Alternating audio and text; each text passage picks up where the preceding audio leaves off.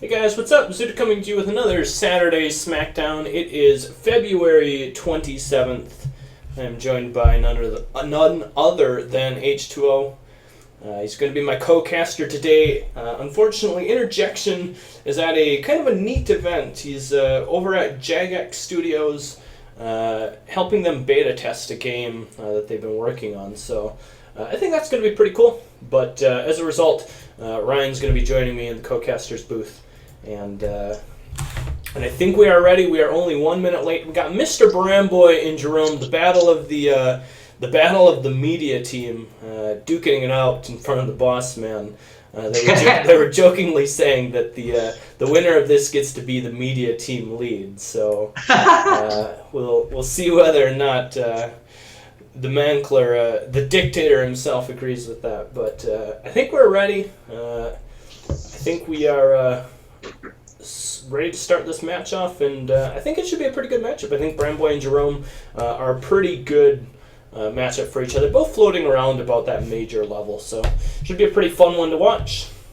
And yeah, I'm looking forward to it. Yeah, we'll see what map they pick. Siberia, it looks like it's going to be.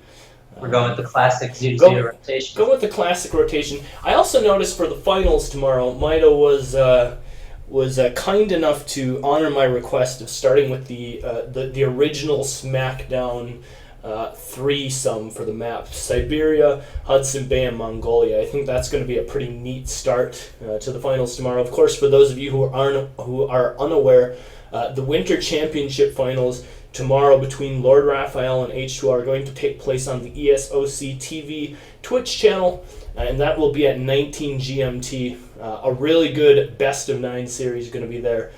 Definitely don't want to miss that. Make sure you tune in, and it should be a pretty wild ride. Should be a pretty fun series to watch. I can't wait to cast that one with Interjection as well. So I think that's it. It looks like players just jockeying around a little bit on the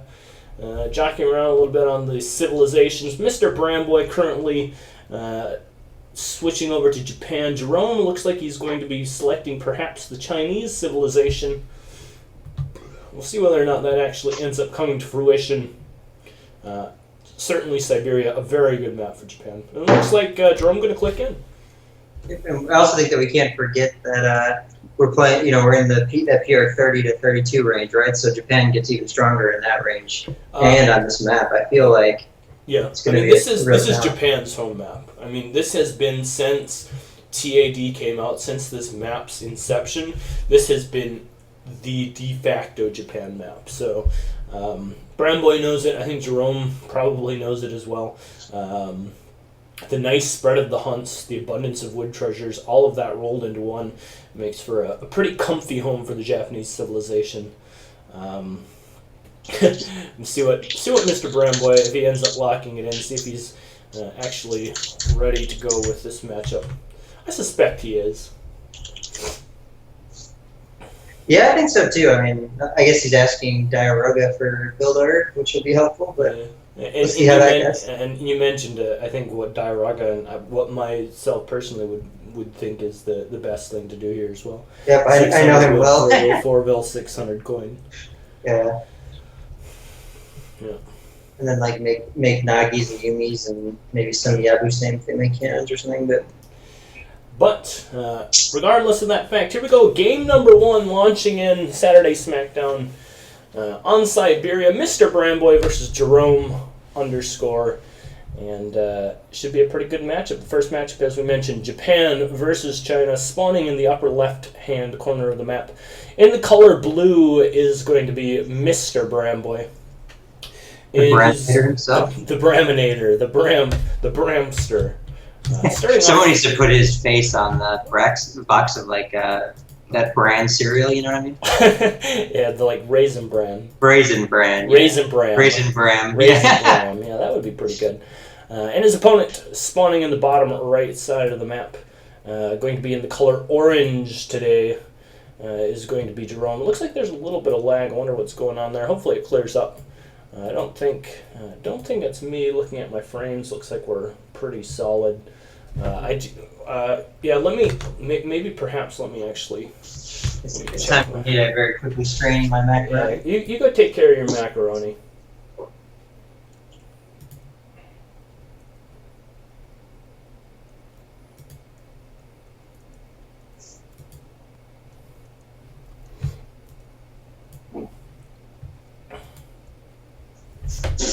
Okay, here we go. Gonna head back into the game. And it looks like there the lag is cleared up a little bit. Mr. Bramboy, as we mentioned, playing the Japanese civilization, spawning in the upper left-hand corner of the map, dropping down that consulate. Going to be going with the Portuguese option there. Of course, it was a 300 wood start. Going to be able to drop that down and get his shrine with no problem. His opponent, spawning in the bottom right, as we mentioned, is Jerome. Jerome is playing the Chinese civilization. Already having dropped down one village, we'll see whether or not he drops down a second one or a trading post. I suspect, given where his monk is currently on the map, it's going to be a second village, and there it goes, dropping down that next village.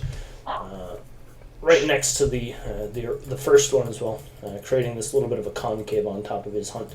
Going to be able to get that Northern Refugees card out nice and early, and get his 3 villagers as a result of that. Mr. Bramboy currently allying with the Portuguese civilization, and will very soon be dropping his first shrine. In fact, dropping down his first shrine before the Portuguese consulate actually comes all the way in. So a little bit of a misstep there, losing out on 19 wood, but is going to get that shrine up, isn't going to have to worry about perhaps potentially missing any villager train time like he maybe would have been concerned with.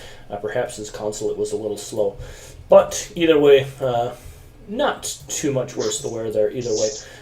Looking at the first shipments that we'll see, fairly predictable for both sides. At this point, I think it's fairly safe to assume that the Japanese player will be sending Heavenly Kami. We can see him darting over to pick up that extra wood so that when that card does come, he can drop down an additional shrine.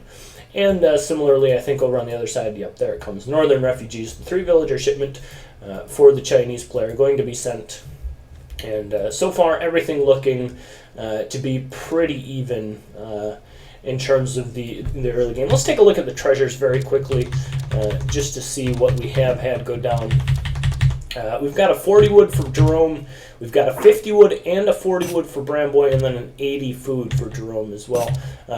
Bramboy has picked up another wood treasure as well, and it looks like everything about even there. See if there's anything else really on the map. A little bit of an XP treasure there, don't think we'll see that. We got ourselves a coin treasure, another little coin treasure, XP treasure rather, a couple of these little 45 coin treasures around the map. Nothing too notable. It looks like most of the good treasures, most of the wood treasures have been taken off the map, and as a result, I don't suspect we'll see too many more impactful treasures here as we move into the next portion of the game. Currently, it looks like Jerome does have his wonder going down. Going to be dropping the Summer Palace down in a defensive position in his map. I'm kind of interested to see what he's going to do here. We see a bunch of villagers transitioning over to coin. And sure, it wasn't a coin crate starter. I guess technically China never has any coin to start with, but is sending a lot of villagers over to coin. We can see currently 11 villagers mining coin, and as a result of that, I wonder if he's got something either cheesy in mind. Let's take a look at his deck and see whether or not he's got... Nope, nothing cheesy looking there. That looks like a pretty standard FI or FI type deck. In fact, we can see he's got 0 intentions of playing Age 2 whatsoever, with only that H2 Canoe card, the corresponding crates, and then also Diplomatic Intrigue as well. A very, very Age 3 and Age 4 focused deck for the Chinese player. And so we'll see whether or not maybe he's just considering skipping the 700 coin and just going to be mining it. Maybe he'll just directly send 700 wood. Or maybe he'll just gather up some extra coin. Maybe he's got some sort of special strategy in mind. But it looks like he's just going to be mining it out here for the time being. Perhaps just going to be mining all 1,000 of that coin and relying on the food from the Summer Palace to get him up. I am back, and that is a build that Mito has done before, and I've done before as well. I think it might actually just be a little bit better than sending the gold if you're doing a standard HF. You can send 300 export instead of sending 700 gold, basically, and be up at the exact same time if you put like 8 on the wonder. I see. Going to H3, obviously. Yeah, it seems very inefficient to me in many ways to be gathering this much coin, just straight up. Certainly, I think we all know that China doesn't really have issues with just getting the resources required to age up, because they do have the Summer Palace 400 food, which helps them ease that burden in many ways. I'll just be curious to see how it ends up working out. What I've been recently favoring with the Chinese civilization is actually just gathering a little bit of wood and building a trading post in the transition, because of that extra flexibility you have as well. But certainly the extra export, the diplomatic intrigue, making your alliance a little bit cheaper with your original consulate option is going to be slightly beneficial, but we'll see whether or not it ends up working out for Jerome. We can see he is gathering the meat off of that goat, will be aged up fairly soon, and does have the 700 wood shipment coming. Certainly against a civilization like Japan, where you're probably not going to have to worry about realistically being put under any pressure or anything like that. It's probably a little bit safer, and maybe that's also some of the consideration that Jerome is having here at this point. Yeah, maybe it is. I'm not even sure he'll do 300 export, and I agree with you, probably should be getting a TP. We'll see if he's so inclined to do that with his Explorer right now. Yeah, he's got it in a position where he could drop down that TP. Perhaps looks like he's not going to, though. Yeah, honestly, Japan is just in an insane position. Like, you sit back down, like, 3 minutes later, and there's shrines everywhere on the map. Yeah. And, like, 180 shrine pop, that family of monkeys for sure could have contained this. And this is what we're talking about, right? About how hard the style is to play as Japan. Yep. You know, it's so hard to play against Japan, and in this level, like, the Japan players are almost always going to get this level of shrine coverage. Yeah. And that's just hard to deal with. Yeah, and I think I agree with you. You know, we've had this discussion previously. We had it just before this game, and we had it right after your last match against Diaraga, when you played on this map, the French civilization against Japanese. And it's very, very difficult, like you mentioned, especially in the mid-tier PRs, the PR 30 to 35, for the non-Japanese playing player to effectively control the map and get into a position where they're able to deal with Japan's eco around the 10-minute mark. And we can certainly see that happening right here. If you take a look at the situation that Mr. Bramboy's in, he's at 190 shrine pop. He's got all of his infrastructure up. If we take a look at the text completed, expect we'll see just a slew of market upgrades, essentially everything but imperial bureaucracy at this point. And this is a point where now Japan is going to be following China up. He's going to have a couple of Ashigaros out on the map, perhaps applying a little bit of pressure to some of the early villagers. And this is a situation where now all of a sudden the Chinese player has to at some point contend with the fact that Japan's going to have double or triple his eco. Yeah, and he's already garrisoning up the Chinese villagers on coin right now. So I expect that will clean this up. But every bill lost is a big deal. Like right there's one going down, 2 going down. Yeah. And you can't be affording to lose bills when Japan's got 190 shrine pop. Here comes another, at least 2 more. Yeah. One in the back, also destined to die. That barrier one is probably going down too for if he sees it. Oh, either of them can he's see kind of it. hidden. I didn't Scale actually flash. see Ooh, another one at the market though going down. Yeah. 5 villagers at this time of the great. game. That's like 20% of your economy that you just deleted off the map. Yeah. And there is the 10 Arquebusier shipment that does come for the Chinese player, is going to ward off any more Ashigaru pressure, but the damage has been done. If we take a look at Bramboy's base, very soon we'll have the resources required to get up to the next stage. And like you mentioned, China is down to effectively, 18 villagers at this point? I mean, it's 20, it looks like. It's pretty abysmal. 24, yeah. 24. It's pretty abysmal. And behind this, I mean, still looking at Japan's situation, 190 shrine pop. He's got 8 villagers building the Golden Pavilion Wonder. He's going to be up in a matter of seconds here, and realistically, China needs to be pushing and doing damage right now, and he's not. And 3 Chang'e swordsmen are not going to be enough, right? Yeah, certainly not. And this is going to be the worrying thing here very, very soon. The one thing that Bramboy's got to get squared away, obviously, is he can't afford to go just pure Ashigaru He is getting a couple of his musketeers picked off here left and right, but Yeah. realistically, he can make some sort of transition to Yumi's, can get some more Ashies out, maybe even that 2 Flaming Arrow shipment. Should be able to stabilize him just fine. And then China has to realize that they're in a pretty big hole, and the timing has to come from him. The counter pressure has to come from him very, very soon if he wants to have any chance in this game to win. Hand mortar sitting in the field. That's like I'll give him a shot, but I mean, you look at his swords are getting collapsed on. I mean, I just don't think he's gonna have enough units to protect those because of how many villagers he's lost. I mean, you look at Batch's train from him has been very minimal, right? I see still the same 3 Changdao swordsmen I saw earlier. Oh, there's the second batch of military units trained, right? And it's already 11 minutes. That's just a tough spot for China to be in.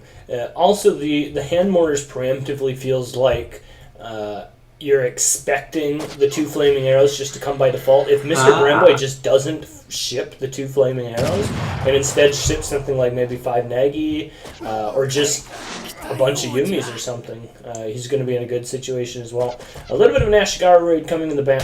Not going to be finding too much. Finds a couple of units that did just recently pop out of the Summer Palace, but going to be able to clean those up for the cost of a couple Ashies.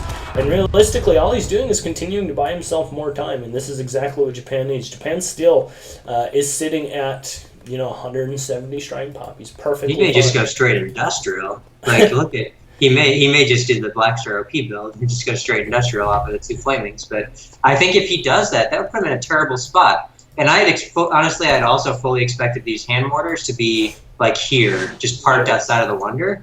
And when they ran back here, that was a huge loss of time. And I think it may end up working out to be an Emil timing, where like if he tries to age up behind it, but you know what I mean? Yeah. If he tries to age up here. The one other thing I don't like is Mr. Bremboy had full knowledge of the fact that there was hand mortars on the field, and I don't really like his decision to be mixing in all of these flaming arrows, to be sending the 2 Flaming Arrow cards twice, because realistically the hand mortars are just a pretty good counter to siege units in general. So putting all your eggs in that 4 Flaming Arrow basket seems a little bit risky at this point, especially when your economy is so big and you could have easily pulled off a cab transition.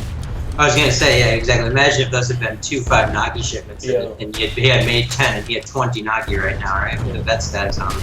Which, with his eco, the way it is, with 1,500 food floating right now, he could have very easily right now have exactly what he has, minus the Flaming Arrows, but 20 Naginata riders that are better as well. And that would just be absolutely brutal at this point. But as it stands, he doesn't have those. Those hand mortars are doing work. The clock is kind of ticking. I mean, actually, Jerome has found a pretty good counter composition to what Bremboy's actually currently got. Now, it's not completely on Jerome at this point. Some of it, as we mentioned, has been kind of Bremboy kind of cookie cuttering a little bit and just kind of sending the Flaming Arrows, assuming they're going to work. But at the same time, Jerome's got a pretty scary composition. He's got a pretty good composition for this particular fight. And Mr. Bremboy has lost all military production. If we take a look, the only building he currently has is a stable that's parked way in the back of his base. And he's lost out on a lot of time in order to train there. There comes the 5 Naginata riders. But is that going to be enough? He has to go now. But the problem is 6 muskets have already come out. The redcoats is huge. The cav mass is built up, and his shrine pop is falling down to 125 right now. Look at that big He's got to go cav, for it. though. Look at the big flanking cav. It's a lot of cav, but there's also a lot of pikes and a lot of cav for China in that. Yeah. Here comes the big fight. The cav trying to get into a position. Attack infantry. I'm so confused. Yeah, a little bit out of position with the cav.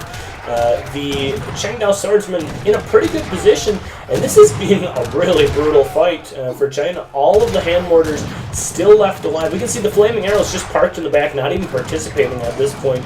The cav trying to get into a position where they can deal with the Flaming Arrows or the hand mortars, so the Flaming Arrows can even come up and be a part of this, but I don't know that it's actually going to matter. We can see China's just cleaning up pretty much everything at this point, and all of the sudden, Mr. Bremboy mentions, I'm unsure what happened to my Ashibaru. He forgot that he actually had intended to bring him in. as you would say, he had intended to bring them into the mix, but just had forgotten. Well, and here comes the Meteor Hammer. He's going to be able to clean those up. And Mr. Bramboy typing GG and Jerome taking game number 1. The combination of things that went wrong at that particular moment, like 2,000 resources exploded, all of his infantry bouncing between hand attack and range mode, not firing, while all of his cav died to pikes. And he still almost won, which just is a testament to how good of a position he was in, honestly. Yeah. I mean, look at the scores at the end of this game, right? The score is 167 to 165. Japan is down 11 score points after having essentially lost all of his military for no gain. I mean, look at the military unit count. It just goes. It just gets dumpstered for Japan. Let's just say the boss is not impressed with that. Unfortunately for Mr. Bramboy, Jerome putting up a strong showing for media team lead. Yes, absolutely. And up 1-0 with beating Japan on Siberia, which is always a difficult thing to pull off. So awesome. The boss is not impressed. I expected more out of you, my young Padawan. But game number 1 going over to Jerome. It is a best of 7 series. Plenty of opportunities for Mr. Bramboy to make a comeback. But game number 2, we'll flip on over probably to Hudson Bay. We'll try and keep it the old Smackdown, the old Smackdown map set.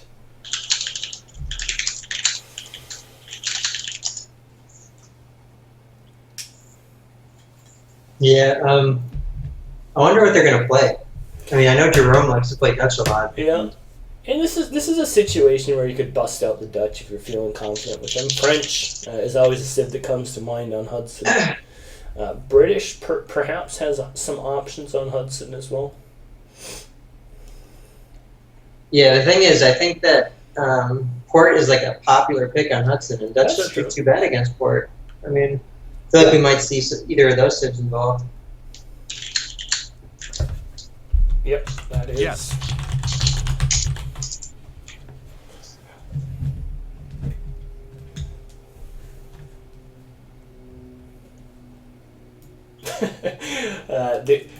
I see Sir Colin typing in the chat, and the only thing that I can think of when I see his name is that signature of his on ESO community. With the yoga pasta. Yeah. Maybe the same thing can apply to this game as well. Oh, Mr. Bramboy actually pretty good. Oh, now he behind. Oh, now he behind. I love the fact that it says he behind, not he's behind. That's the best part of it all. It's the details that get you on this. It's by far one of the highlights of my day when I log on to that website. Oftentimes in the morning while I'm eating my breakfast, just taking a quick cruise through the forums on my phone and scroll down. Scroll down, and there's a Colin post with that insane signature. Always brightens up my day. Yeah, I don't know if there's any lines in between those, but I just imagine there not being any lines between. Yeah, I just imagine there being like just the one guy in chat, and that happening as a result. Like he's the only one watching. Game number 2, Mr. Bramboy versus Jerome. Going to be the Germans for Bramboy versus Jerome's Dutch. Like Ryan was mentioning, Jerome quite frequently does choose to be the Dutch, representing his home country. I believe Jerome is of Dutch nationality as well. So, going to be representing the home team is Jerome. And Bramboy picking up the Germans over here, trying to represent the strong civilization at the moment. Spawning in the left side of the map, playing the Dutch civilization is Jerome. And his opponent spawning the right side of the map is Mr. Bramboy, going to be playing the civilization, also known as Germans. The civilization formerly known as Germans. But Deutschland? Deutschlands, yes, the Deutsch. Le Deutsch. Mr. Bramboy, dropping down to trading post, going to miss that first passive XP, but nothing you can do about that. Looks like Jerome will see what he's up to, see what kind of treasures. Oh, interesting. He's going to be dropping down a trading post of his own, going to be electing to chop quite a bit of wood, and this is something that's pretty non-standard from the Dutch player here right out the gates.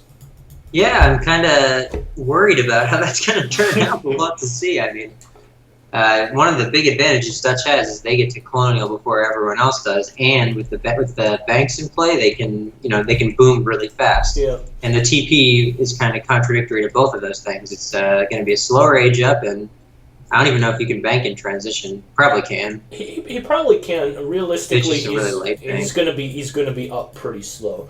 Like you mentioned, the standard 14-15-ish pop timing the Dutch has puts them up right between 410 and 420, depending on idle time.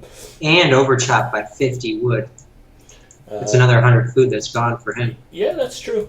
And I think realistically, as a result of this,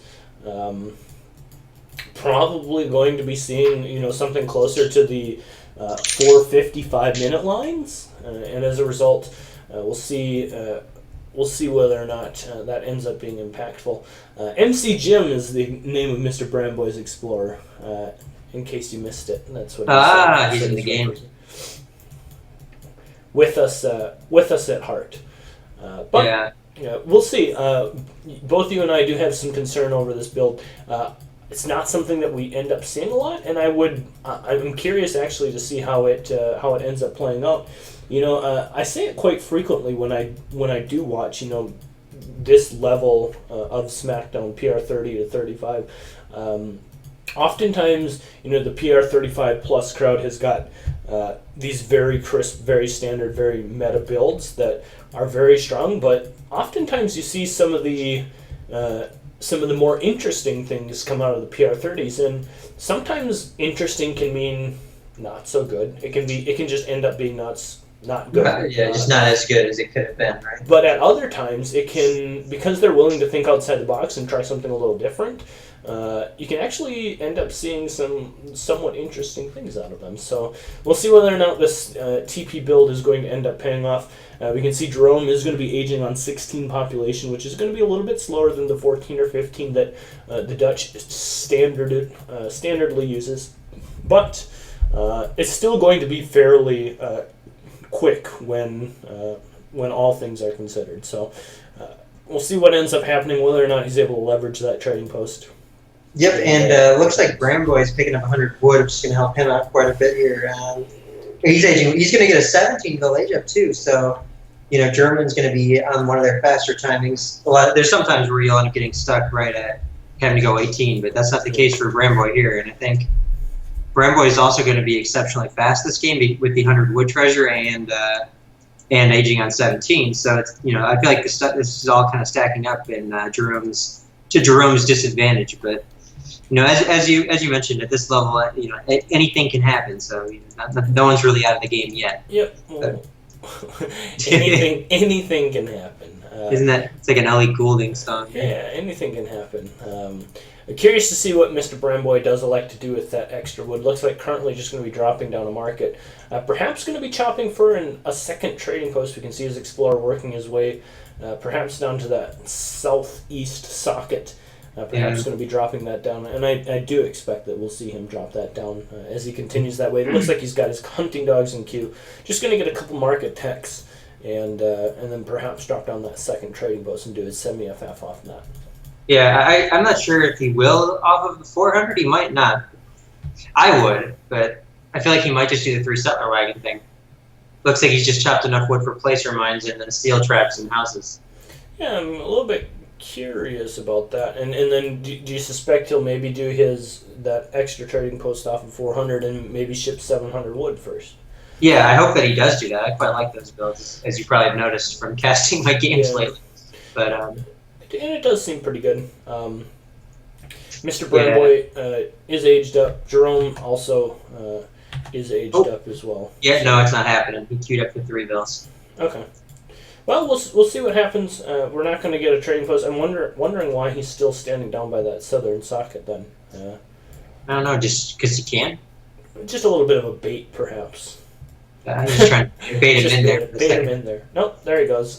Gonna go. No, well, If he's housed to hell, so there's no way he's dropping that TP right now. yeah, he's certainly gonna be housed. Maybe when his 700 wood comes, that's when we'll see. Well, we just mentioned he's sending. He's sending through cell, right? Yeah. So, not sure what he's doing. He's just chilling down there. Maybe just regenerating a little bit of HP. Maybe it'll be 700 wood after 3-7 wagon. Yeah, could be. Either way, does have his stable up. The first two Ulans coming along with that insane 3-settler wagon shipment are going to begin doing a little bit of raiding pressure here. We can also see native scouts sneaking into position. In stealth, going to have some nice vision there of what his opponent is doing. Jerome, on the other side of the things, sending the bank wagon is his second carton now, 700 wood, also has himself a stable, so... I think Hussar are popping in maybe like 5 or 6 seconds. Yeah, they should like any second now. Might lose a Vil. That Vil's living. Oof. Oh yeah, baby. Yeah. Getting in the house. That feeling when you save that Vil mid-animation. You know, I always wondered, like, what's stopping the Ulans from just hopping off their horses and going in the town center and finishing the deal in there, but... that would be pretty amazing if that actually happened. If that was an animation, you could, like, dismount off of the horse and they turned into a different unit. And they could, new patch version, all cavalry can now go inside the town center killing villagers. Yeah, that would be kind of nice. But this could be a big bait coming in here. There's 6 cav to 5, but at the same time, Hussar do quite well against Ulhan. So I think in these numbers, you don't want to even take this fight as Brandboy. So certainly you also want to try and preserve those Ulans for as much of their hit points as possible as you're going to be continuing into the next stage. Soon after this as well. I've mentioned it several times, and I firmly believe it, that one of the strongest things about Germany is preserving all of those free Ulans that you're able to amass as a result of sending your Age 2 cards, and then leveraging them into your Age 3 mass. To just be vet, yeah. Ooh, pick up a free Vil there, but that could be a Vil at the cost of possibly 2 Vils. Pulling that off the bargain. Ooh, we had 3 Vils. Oh, and if he can get out of here by just dropping one... He will. I think he's out. But this is exactly what happened the last time we watched these two play. Oh no! He's still fine. He's got this. There's no way. He's going to lose an extra cav as a result of it. Oh, those 2 of us are running ahead, snaring. He's got a great spray on the snare. I think he'll catch all of these. Look at that. Great control by Jerome here, catching every single one. But it could just be a bait. 5 more Ulan coming in, standing just out of range, sadly. And, I think he may be able to turn on this still. Yeah, I think Jerome could still just take it. Yeah. Over 2 more Ulan coming. Probably couldn't have, actually.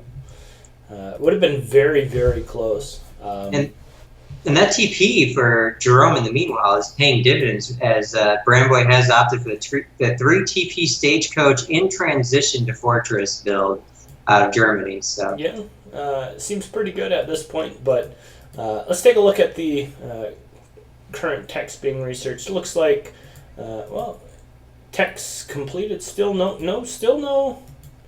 Where's the Fortress Age? There they go. I was going to say they must be in queue at this point. Maybe they were in queue with the Vil. With a Vil still, yeah. We can see both players aging up with the exiled prince, and going to be aged up right around the same time. And this is the point where I still maintain the green player. This is where he wants to be very careful with his cavalry units, because the more of those he can keep alive and leverage into his Age 3 mass, I think the better it's going to be for him. And he needs to be very, very careful here that he doesn't lose too many of these Ulans trying to be too cheeky with them with some of these little raids here on the sides. Yeah, I think so too. And at the same time, so Jerome's got a shipment queued up, and he's already got 600 wood that he's taken and used for housing. So he's in a really solid position to start making Reuter skirm, start sending those big military shipments like 9 Reuter, 8 skirms. Yep. And he's really managed to make it out to Fortress quite all right with the amount of Ulhan he's caught. Looks like he's probably going to end up losing this trading post to the south. I don't think that's the biggest deal for him. If we take a look at his base, he's got 3 banks up. He's got good market text. We can see he's got good infrastructure, like you mentioned, with both the racks and the stable. So not probably the end of the world for him to lose that. The thing is, though, Bramboy can rebuild that. I guarantee you, he's got range to rebuild that. And but these Wuhan are going in at just the worst moment, getting snared here by the Hussars with the 9 Reuter shipment hot in pursuit here, right? Yeah, this is pretty painful. This is look at that spread from Jerome, just so solid. He's got a different Hussar and a different Wuhan, so there's no way he's making that out of there. 8 skirmisher shipment has arrived for Bramboy, is going to help turn the fight around, but still no vet tech though. No vet tech, and with skirmishers starting to come in here from the other side as well. I'm a little surprised Jerome doesn't just continue to fight this. He does still have 2 Hussar. Could have just kind of jammed those in there. The more of those Uhlans he can kill, keep that number in check. Certainly, he doesn't want that number to grow out of hand. If that number gets out of hand and Germany is able to just kind of smash into you with that big, massive vet Uhlans, that's kind of the scary timing point. But he's been able to keep that in check so far. And, it looks like he's going to be able to start taking back the TP line. We can see he's building another TP for himself. He's freed up this socket here as well. So, for the cost that Bramboy has spent establishing that TP line, getting the stagecoach upgrade, doing all of these things, certainly I think he's invested a lot, right? I think he's still gotten a lot of value out of it, having the 3-1 advantage, even the 3-0 advantage for so long. Right now Bramboy still is definitely in the advantage from his stagecoach line, but as you mentioned, if Jerome sets up 2 TPs and breaks that even, and then just kind of keeps massing here for free, Germany does fade out after those big 4 shipments. So, one thing that is worth mentioning is because of all this trade post action that we have seen, Jerome actually doesn't have 4 banks, nor in fact is he even realistically that close to being able to get a 4th or a 5th or a 6th for that matter as well. So he is putting quite a bit of value into the actual trading post game, and perhaps he could have just maybe been spending those resources on banks while controlling the TP line as well. Maybe would have been equally as effective. Yeah, but having those TPs on wood is just so powerful. Like every time that passes, you get a house basically. Like that's kind of ridiculous. Yeah, it's pretty good. Certainly not saying it's not good, but yeah, I like the move. I guess I like the move of trying to be on the trading line when your opponent's going for stagecoach as well. It looks like we're going to be seeing a little bit of fighting here, a little bit of skirm volley action going on. Take a look at the military units. 27 skirmishers currently on the field, plus the 21 veteran Uhlans now for Mr. Bramboy. If you take a look at the other side, Jerome currently has 16 skirmishers of his own, 7 unupgraded Hussar, and 25 Reuters. So actually a pretty good composition there, I think, for Jerome in order to deal with what Bramboy currently has. And perhaps if he gets the vet tech, let's see if he's got the vet tech for his Hussar coming. Yes, he does.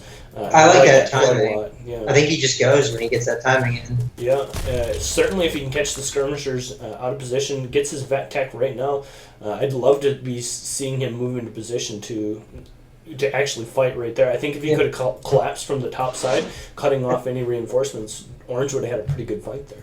At the same time, Bramboy is at his peak right now, so he's housed. He's housed, he's mismacroed. Well, actually, now he's mismacroed a little bit, so this may be a good timing for him. A lot of this game comes down to, making a fight happen when you're perfectly macroed and your shipments just come in and all the stars have aligned for you, right? And it looks like that's the timing that Bramboy's hoping to hit, or Jerome's hoping to hit here. Yep. But that's a lot of Uhlans. That's a lot of Uhlans. Uhlans stepping forward, trying to get in position to surround the Hussar. Reuters still in the back. Skirmishers caught out a little bit as well. The veteran Hussar are tanking a lot of DPS here as well. We've got Minutemen sneaking in from the left side for Bramboy. Another big reinforcing batch of Hussar flanking in, coming to deal with the skirmishers as best they can. The Reuters kiting off to the left, trying to get into position to deal with the vet Uhlan. The skirmishers for green, a little bit out of position, are trying to run the Minutemen, jamming their way in as well. The Reuters cut out on the left side now, trying to work their way back around to the top side to be able to deal with the Uhlans. Meanwhile, the green Uhlans actually killing pretty much everything. And I think when all is said and done, green going to be able to take the victory from this fight. Still has a couple of Uhlans left, both sides backing off with what remains. And actually, I think an okay fight for Dutch when it comes right down to it.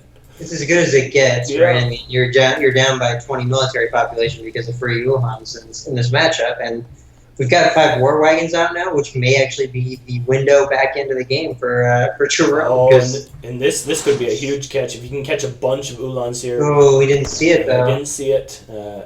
Bremboy did see it. Ends up backing off as a result. Picks off one of the Reuters. And now he's infringing on the final hunt, right? Yeah. This is like the timer's up. He's out of hunt. 7 Scarm does arrive for Jerome. Is going to be able to push that back into the fight here, perhaps. But like you mentioned, Mr. Bremboy is standing right on top. Here comes a couple more Hussar. I don't know if it's going to quite be enough. There are a lot of war wagons. Yeah. Skirmishers taking some pretty good pot shots at them, dealing decent damage to 2 of them. The Ulam count is kind of in check. It's been brought down a little bit, but behind this, Mr. Bremboy reestablishing the entirety of this trading line and just keeping up the pressure on his opponent. This is the point where Dutch now, as we've mentioned, is starting to run out of hunts. And if you take a look at where his next hunt is, he's going to have to get pretty far outside of his base into one of these 2 positions to continue to hunt and to It's continue got to be to this nest. one. It's got to be this one because he's also got to start clearing that line out real soon because that represents 16 villagers right now. Yeah, they're just out there on the map, and it looks like Bremboy is going to continue to hold that 30-ish or so military population lead that we've seen all game. Right, Dutch just can't seem to keep up, and it's always by about that 30 population he can't keep up by. Yeah.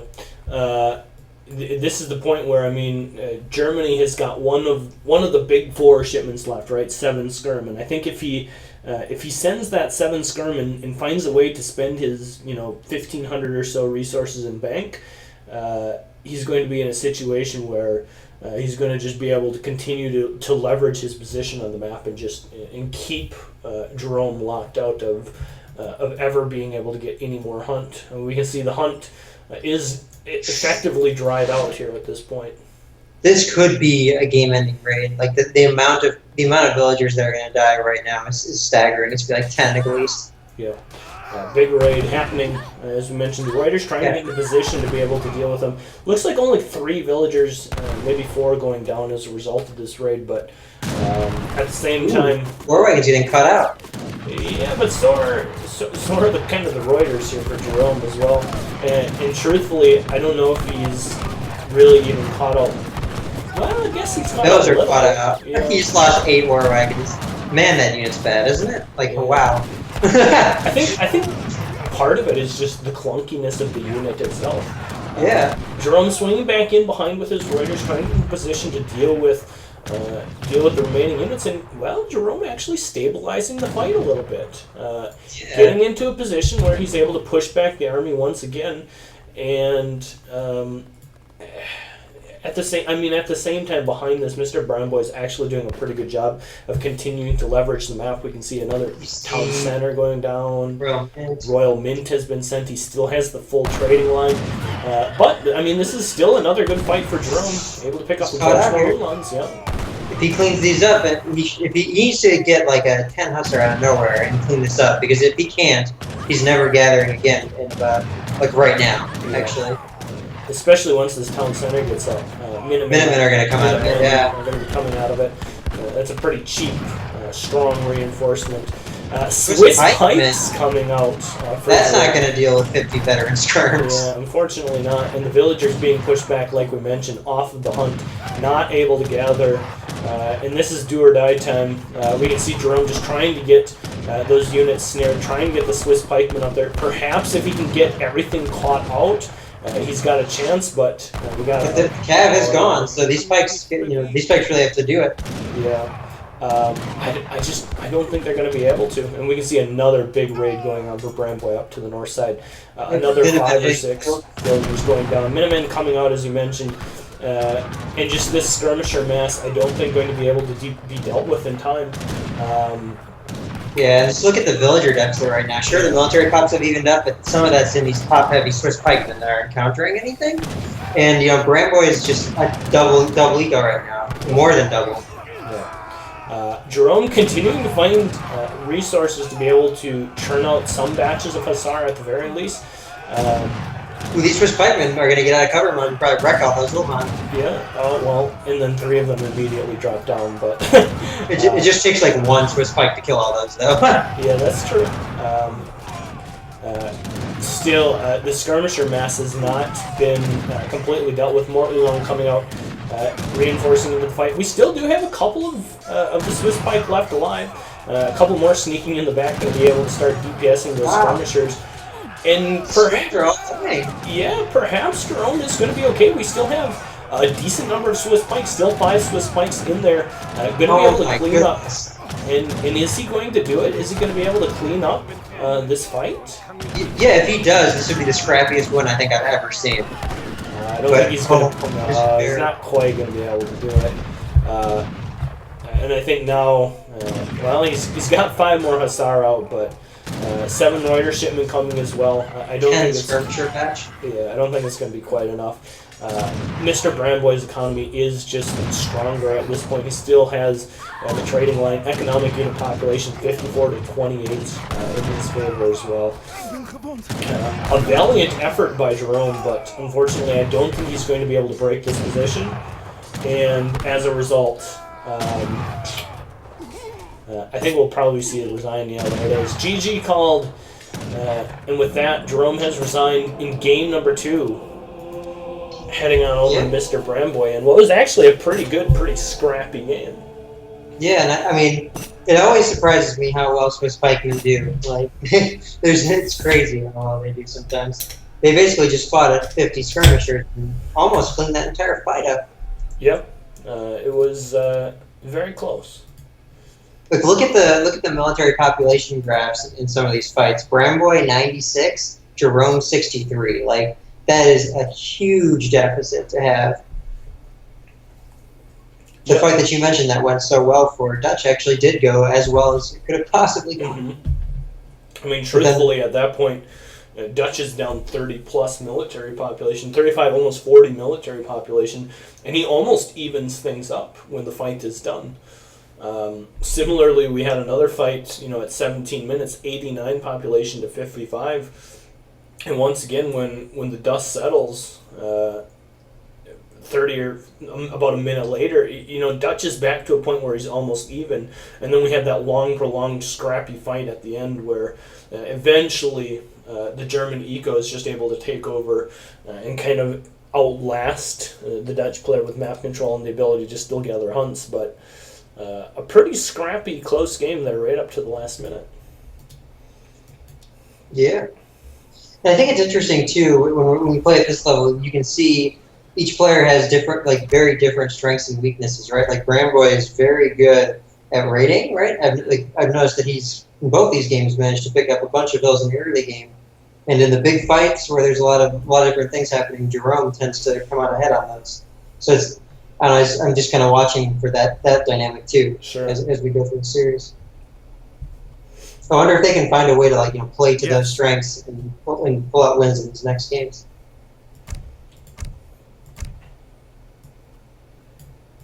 I'm going to try and fix my sounds a little bit. Map number 3. Is there a Mongolia 2.06? I hope there is, because we're going to be playing on it tomorrow, apparently. Maybe. There probably is. Do we actually know if there's a Mongolia 2.06? If there's anyone that would know, all 4 of the people that would know are in this chat right now. So, well, one of them, myself, professes himself unknown. If there's not, we'll have it by tomorrow. So, all right. Looks like we're not playing on Mongolia. Bummer. We're going to need it for tomorrow, though, so... Oh, yeah, obviously.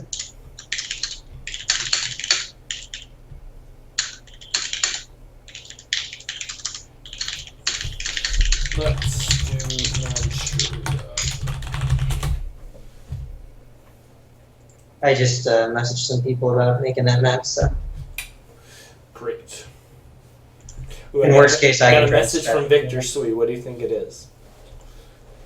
What do you think it says? Just sweet magic. I bet it says hedge. A-H space H. Oh, yeah, you're right. It totally does. No, it wasn't. What did it say? It says Toodaloo. Tudiluuu. The problem is he doesn't know that me and you are in this throwback mode back to like the good old days, right? Yeah. So he doesn't know that we want to see our hedge. we've been this week we've been throwing it back, classic Age of Empires style, back to like the 2009 days where. Samwise was a fire pit hacker. Back to the good old days. Yeah, the good old days. Just reliving our glory days.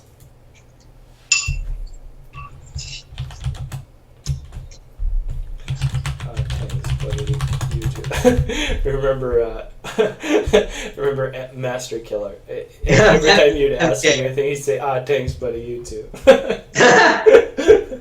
I played him one game, and he tried to attack me with muskets, raid my TCs. And you know how long the line of sight is on TCs, right? It's super easy to see and garrison your builds. And I garrisoned them, and after I killed a bunch of his muskets, he says, man, you fast like the Ferrari. You fast like the Ferrari. We had a question in chat. Can you discuss how to get away from Explorer Snare? I believe what the question is specifically is, what's the mechanic for when you're caught in hand combat by an Explorer? What can you do to get away from your opponent? Yes. Do you want to answer it, or should I? I'll answer it. I'll answer it two ways. So the first thing is you want to have your Explorer in melee mode, right? That's the obvious thing. Yep. And this is the classical way to do it, from 2000 whatever. It's been around forever. You attack the Explorer and then turn around as fast as possible after you do the attack. So normally an Explorer will finish their animation, and if you cancel that out by moving away after you've slowed them, you can squeeze away just ever so close to getting away. That's the first way to get away. The second way to get away, you can grab a second unit, like if you have a native scout or something, and you can use those two units together. Like if you grab them and then right-click at a point far away, it'll do it's called the pull trick. So it'll pull the Explorer towards the scout, and that's the more advanced way to get away. Yeah.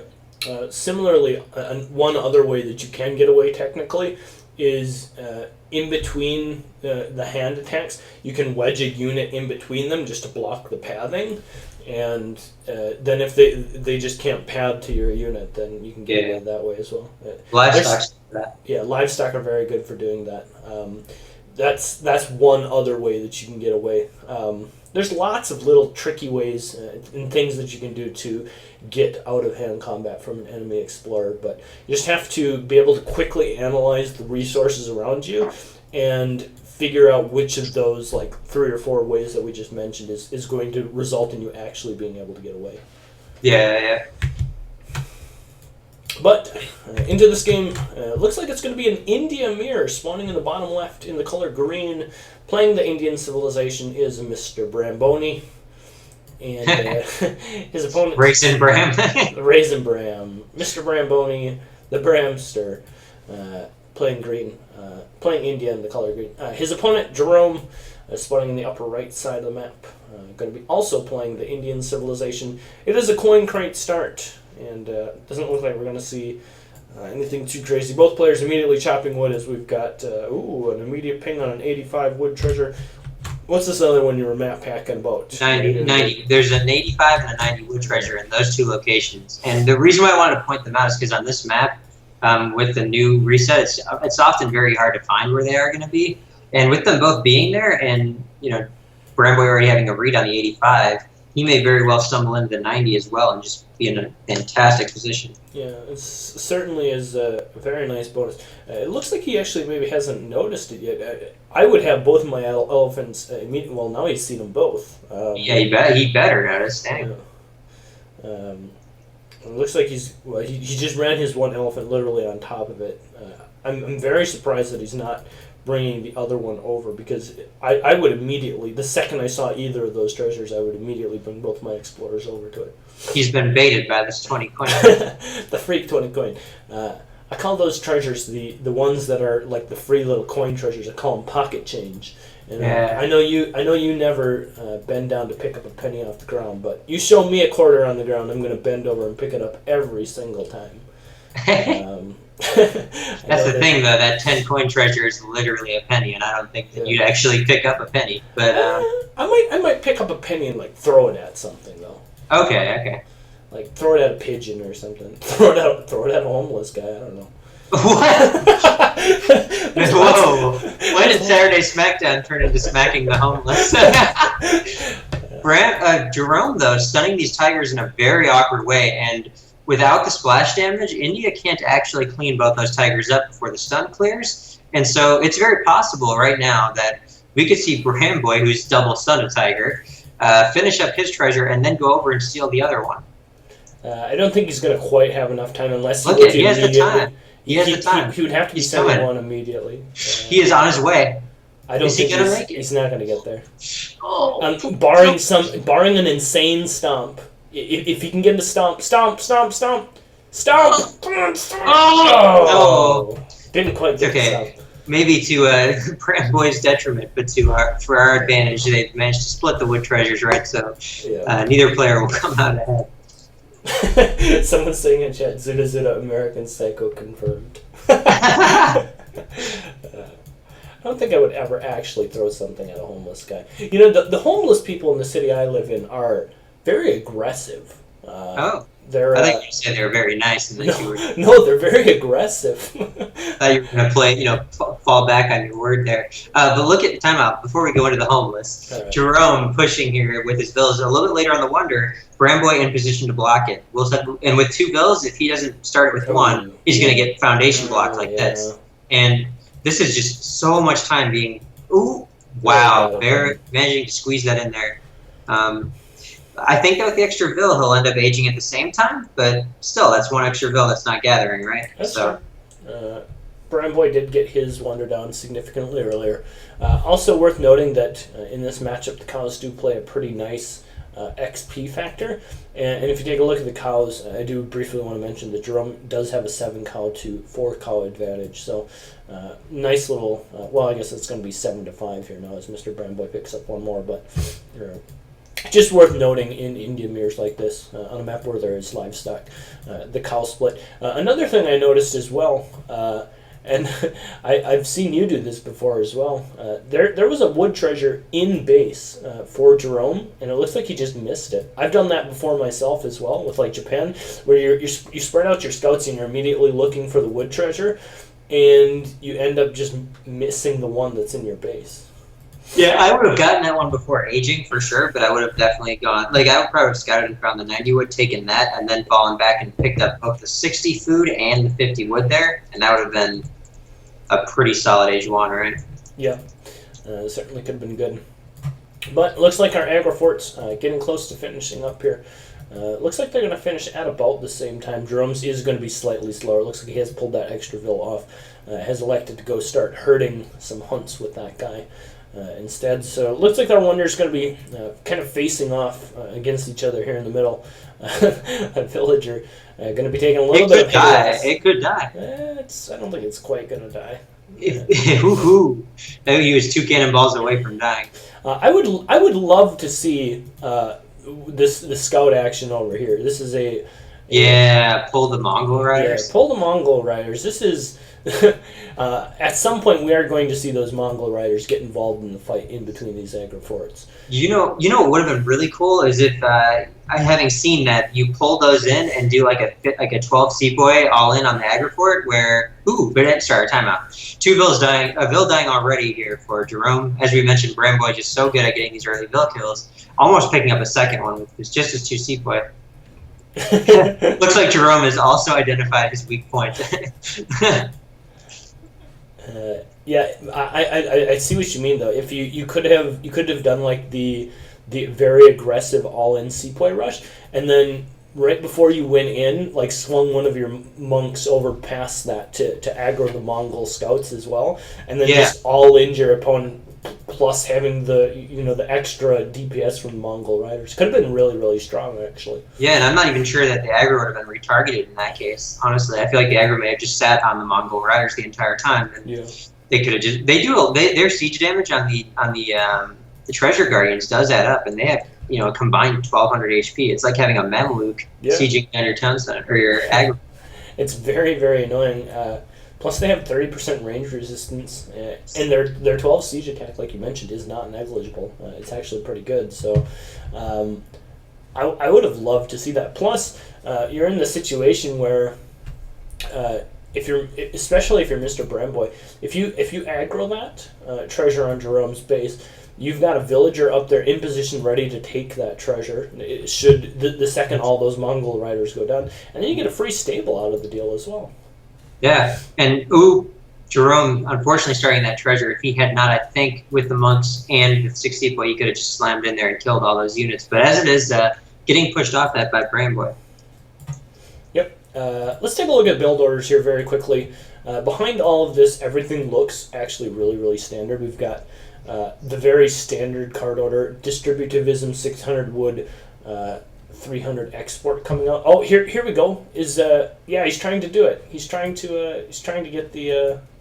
Are you sure they didn't just miss rally? He just full tricked them over. Yeah, I really want to see those Mongol I know. riders. They need to get in the fray. They need to get in the mix. It's going to add so much more excitement. Oh, he's doing it. He is totally doing it. Here we go. He's listening to the stream. He's listening to us. There it is. And now, now all hell's going to break loose. Now he has to deal with those or pay the consequences. Oh, and he attacks him with his units. They're going to pull him onto his own units. Oh, no. And then when they run away, they'll reset, and Bramboy can do it again. Mm-hmm. Oh. So brutal.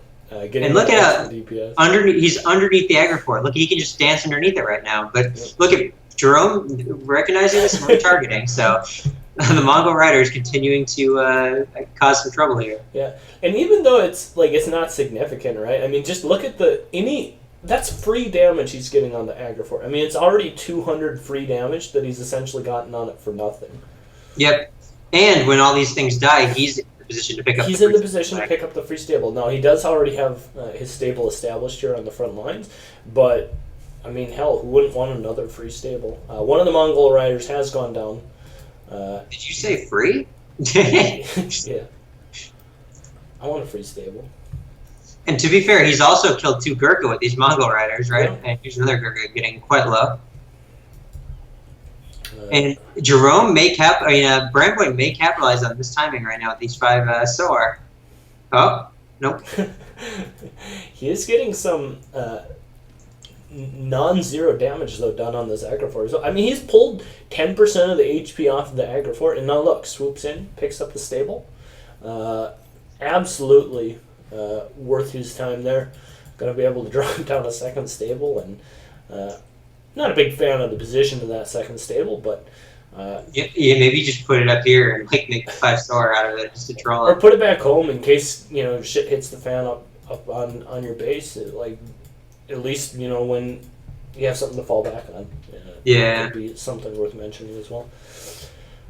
Or I mean, you could use it just for the line of sight and to help control this hunt. I mean, imagine when your opponent comes up here to start hunting, and you just train 1 sour, and he just pops out. That could be so annoying as well. Yeah, but look at this. There's already a deviation in the card orders. We've seen Jerome going for Distributivism 4 sour, and Bramboy skipping over that to get camel attack straight away. And my opinion on that is you don't have enough camels to use camel attack yet. Yeah. But I think that we'll end up seeing how that pans out. But at the same time, Bramboy did actually make quite a few camels. So yeah, I mean, he's got a decent camel mass. The unfortunate thing for him is Jerome actually does have a decent counter composition to that. If you take a look at the military units, there are a decent number of Zams out for Jerome, which is going to do pretty well at countering those 12 sours. But still, like you mentioned, 12 sours is a pretty large number, and so it's way more than that now too. I think he's got to go now or never. Like if he doesn't go now, he's going to lose for sure. Just because of how strong Zams are, but looks like he's recognized his timing and he's going for it with all the Soar and the Gurkha here, just trying to push up on that aggro and make something happen. Just going to try and make something happen, indeed. The Zams swing into a decent position. We can see the Gurkhas heading back here. Both sides have decent positioning here. 6 stomp in the mix there, and that's the Soars. The Seaboy also getting in a hand attack a little bit there, but the Zam's not kiting away and just getting surrounded by the hand cap and just getting cleaned up. Yep. And I almost wonder, how is he going to stop this now? Does he have the export for Ottoman minutes even? Yeah. No, he doesn't. I don't think he does. He does have the normal minutes coming, the sentries and the irregulars coming from back home. And I actually think he's going to be fine here. His Gurkha mass was able to kind of get nice and balled up behind his Agrafort, and because he has so many Gurkhas, was actually able to push back that camel push fairly easily. And now Jerome actually finds himself in a pretty strong position. Yeah, he's got a ton of junk Minutemen back there in case a couple more Soars show up. And, at this point, it's kind of weird to see. I guess it was just Bramboy didn't have enough Gurkha behind his Soar mass. Yeah. Wasn't able to deal with the anti-cavalry quite efficiently enough, and as a result, kind of just lost that fight here. We can see a couple Sours here poking in on the Gurkhas. They're both going to be picked off. Nice split. Yeah, nice split by Jerome. Not overcommitting, not getting too much overkill there. But still, a little bit of annoying pressure coming down. That Sepoy going to get dropped down. Jerome out of his base now, and I think he's in a pretty good spot. If you take a look at the resources, I think this is another area where Jerome excels over his opponent slightly. We've seen Mr. Bramboy continually has a little bit of issues spending his bank, and as a result, always splitting food too. Yeah, and as a result, having quite a bit of potential left in the bank as a result of that. Well, and there comes out a big batch of Cav. We still have to realize he does have both Desert Terror and Camel Attack sent, so both of them do. Yeah, these sour masses that he's making are actually quite good, but we're in maybe a position where Jerome just completely ignores the Agrafort, the infrastructure up front, and just swings into the soft underbelly of his opponent, and perhaps just has an opportunity to just go in here and try and deny the resources. We can see, obviously, we're getting into the point of the game where Green is going to be starting to run out of resources and is going to need to leverage these outside hunt positions should he want to continue to be able to train units. And as a result of those being contested, Jerome doesn't necessarily have to fight right underneath Mr. Bramboy's forward base, and as a result, might find himself in a situation where he can just completely ignore this infrastructure up front and start swinging over here onto the left side of the map to get the deed done and try and convert this win. Yeah, and if you look at it, right, there's only one stable out for Jerome, and he really only has a handful of Zams. And really, what you'd want to see to secure this win is 20 Zams right now, not the 10 Sours he has. Nice raid coming here from Bramboy, but he's also tilted his hand a little bit here, right? For 4 bills, he's shown that he's gone over, I guess, overmassed on Soar again. Yeah. Not even finishing off 2 of those 4 either. That being said, there's still not a ton of anti-cav here in the mix for Jerome. If you take a look at his composition, 7 Zams and 2 Sepoy with 43 Gurkha, so I don't even think that's really an over pop of Cav here at this point. Looks like the fight going to take place. All the Cav balled up kind of here in the trees a little bit.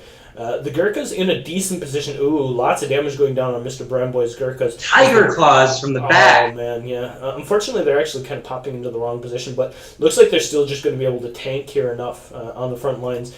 Jerome doing a pretty good job of splitting his DPS, winning this fight quite hard, and as you mentioned, still has the Tiger Claws, going to be able to slam them into the Gurkhas. There needs to be 10 Soar popping out right now if this game's got any lifeblood left in it. Yeah, it's going to be very close.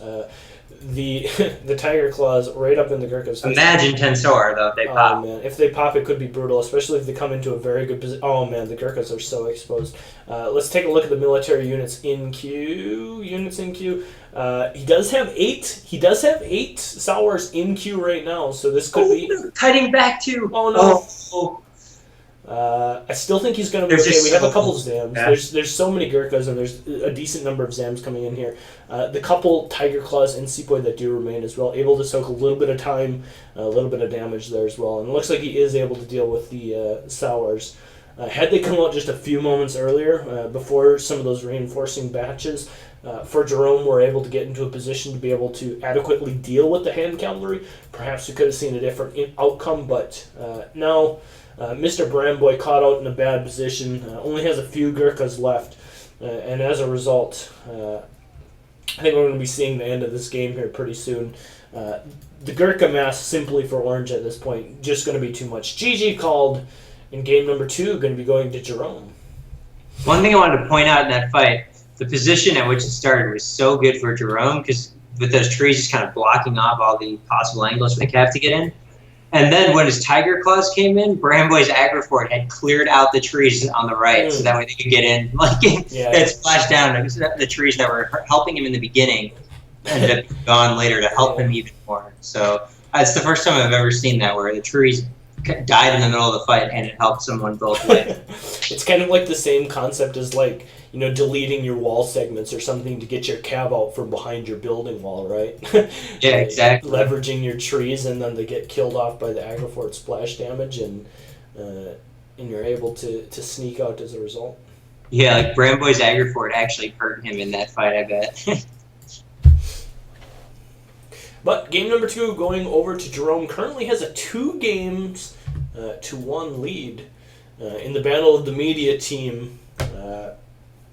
Brambo is going to have to step things up if he wants that media team lead. Yeah, exactly. I mean, this is how we do things at ESFC, right? I mean, you have to be good at this game in order to do anything, right? So. We have ourselves a tournament of champions. Map number. What do we want for map number 4? Do you have any preference for a map? Can we do one of the new maps? Oh, they're not apps. I'm going to see if I can get one made as apps for the last game. Let's do... Let's do Indonesia. I'm fine with that if you are. It'll be a long game, but sure, we can. Sure, if Jerome wants to. I mean, I don't want to make anyone play on Indonesia if they don't want to play on Indonesia. He doesn't. See, that would be me as well. I beg you, please don't make me play in Indonesia. Please, no. Please, Mom, no. Don't make me. Let's do... What's another kind of fun one? Let's do... Geez, Tibet's a fun one for me, but everyone hates Tibet. We could do Arizona as well. Arizona? Let's do Arizona. I haven't done Arizona on Smackdown in a while. Just before this game, in my clan's message board, I wrote on the message board, Sir Colin actually pretty good, and then I immediately double posted and said, oh, now he's behind. Did you do it without any spaces in it as well? No, I didn't. That would have been the classic way to do it. I'm getting some maps together for the next game. It'll be good. All right. Get a little bit of spice. You can be the exclusive first look at these maps. First glance at some new maps.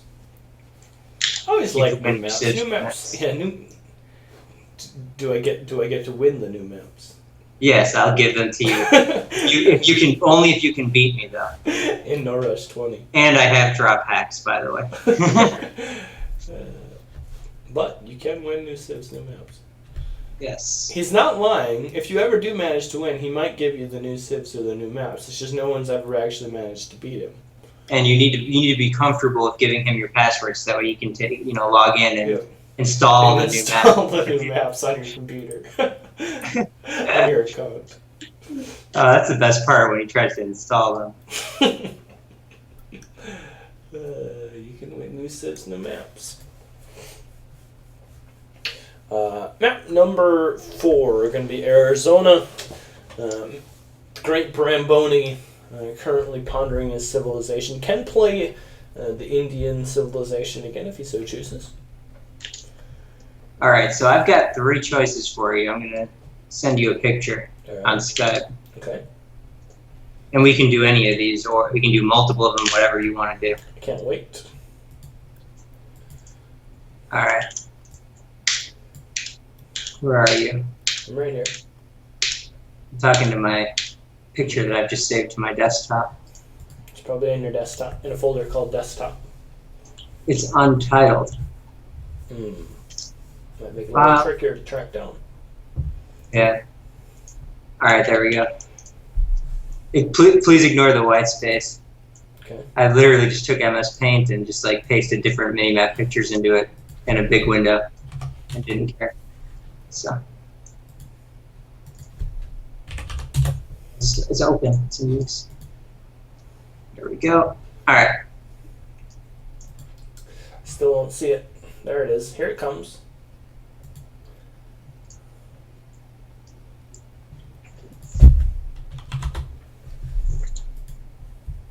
How can I not open this thing? Open it, dang it. Dang it. Gosh, dang it, JR. Chair paper stacks. Alright, so here's the other maps. Alright, so this one looks pretty neat. I like the first one. That one looks pretty cool. That's what I was thinking you'd pick, actually. Yeah. It reminds me of a map called Equal Footing in Age of Empires Online. Yeah, it's got like those little craters in the middle. Mm-hmm. Those little craters in the middle are like unpassable areas. Okay, So. that's kind of neat. This other one looks kind of like a bayou type map almost. Bayou with a trading line. This other one I've seen before. This is I swear I've seen this other one before. Which one? The one on the right. That one maybe I've shown you before. It's like a desert kind of map. Okay. It's pretty neat. We got Sweet Magic in the chat. Asking if we were just talking about paper stacks. We were talking about paper stacks. I'm ready. All right, let's get this game underway. Game number 4 between Mr. Bramboy and Jerome. Going to be locking in the French civilization versus Jerome's Dutch. He's going to hop back over to them. See if he can leverage them into a victory for the home team. Spawning in on Arizona. Spawning in the top side of the map in the color orange. Playing the Dutch civilization is none other than Jerome. And his opponent spawning in the south of the map in the 6 o'clock position in the green trunks. Playing the French civilization, Raisin Bram. I love that name. Raisin Bram. Going to be playing the French. So one of those kind of classic vanilla matchups. And I did forget to turn on the population graphics and stuff at the start of last game. So I try and make sure that I remember those because I know as a viewer when I'm watching other people stream, other people cast, it's one of my biggest pet peeves as well as when the streamer just won't turn on the stuff you want to see. So I try and make sure I get all that stuff turned on, but I missed it last time and I apologize, but I got it turned on this time around. So Mr. Bramboy heading out into the center portion of the map. It looks like he's going to stumble upon a settler treasure. Also, we'll see what he's going to do with his starting wood. It looks like he's dropped down a market, so no TP in mind. And we'll see whether or not he ends up taking this settler treasure. Certainly is something that he could do, and could be pretty neat. We'll see whether or not he ends up being able to take that treasure. Yeah, I mean, I think he's definitely going to run at it, but getting detected by the envoy and Jerome is very close to being there. So, and Bramboy is also kind of AFK'd a little bit here. He looks like he's managing something at home, and every second's going to count. And look, Jerome's definitely going to be there to contest that. Yeah. He's got the envoy that has spotted it out, is well aware of the fact that his opponent is taking this valuable settler treasure. Swinging in the back here, going to be able to pick that up, or at least contest it. We'll see whether or not he's going to be able to pick it up. And like we've mentioned, Mr. Bramboy taking a little bit of damage here as well, going to be able to crack shot one clarity. And is there a crack shot up for his opponent? Yes, there is. And it is. That's the worst feeling when you see the enemy explorer crack shot the last animal that you worked so hard for, and just steal all your hard work from you. Villager treasure going to be heading on over to Jerome. Mr. Bramboy, kudos to you for doing all the hard work. Unfortunately, all is fair in love and war. And looks like Jerome is ready to be a team leader. Jerome's picking up the slack here in the past couple games, perhaps looking for that team leader position. Trying to impress the boss man, the Mankler himself. Another nice little treasure over here, 75 wood treasure. We'll see whether or not that one ends up being spotted. I don't believe Mr. Bramboy has seen it just yet. Jerome may be able to sneak back there and pick that one up for himself as well. And that would basically be all of the rest of the good treasures on the map. A couple little XP treasures, a couple even big XP treasures floating around the outsides of as There's well. like a 50 wood. There's a 50 wood, down here. Yeah. But looks like Jerome going to be able to pick up this 75 wood. Well, that being said, Native Scout is here. That was so bad. The animation cancel there. It's going to really cost him. Yeah. Presumably, he still has his crack shot. He does. He's going to get it, but he may lose his Explorer for it now. Well, is going to be able to pick it up. Is going to lose his Explorer, like you mentioned. Fortunately for him, the Dutch civilization not as reliant on their Explorer in transition as a civ like Germany or France, perhaps.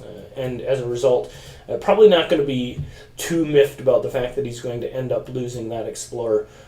Going to try and do a little bit of swinging at that Native Scout, take as much HP off it before he goes down as possible, and we'll see what ends up happening. Not going to be able to build a trading post like he did in the previous game that he played Dutch, and we'll see whether or not that impacts him as he scoots his way into the second age.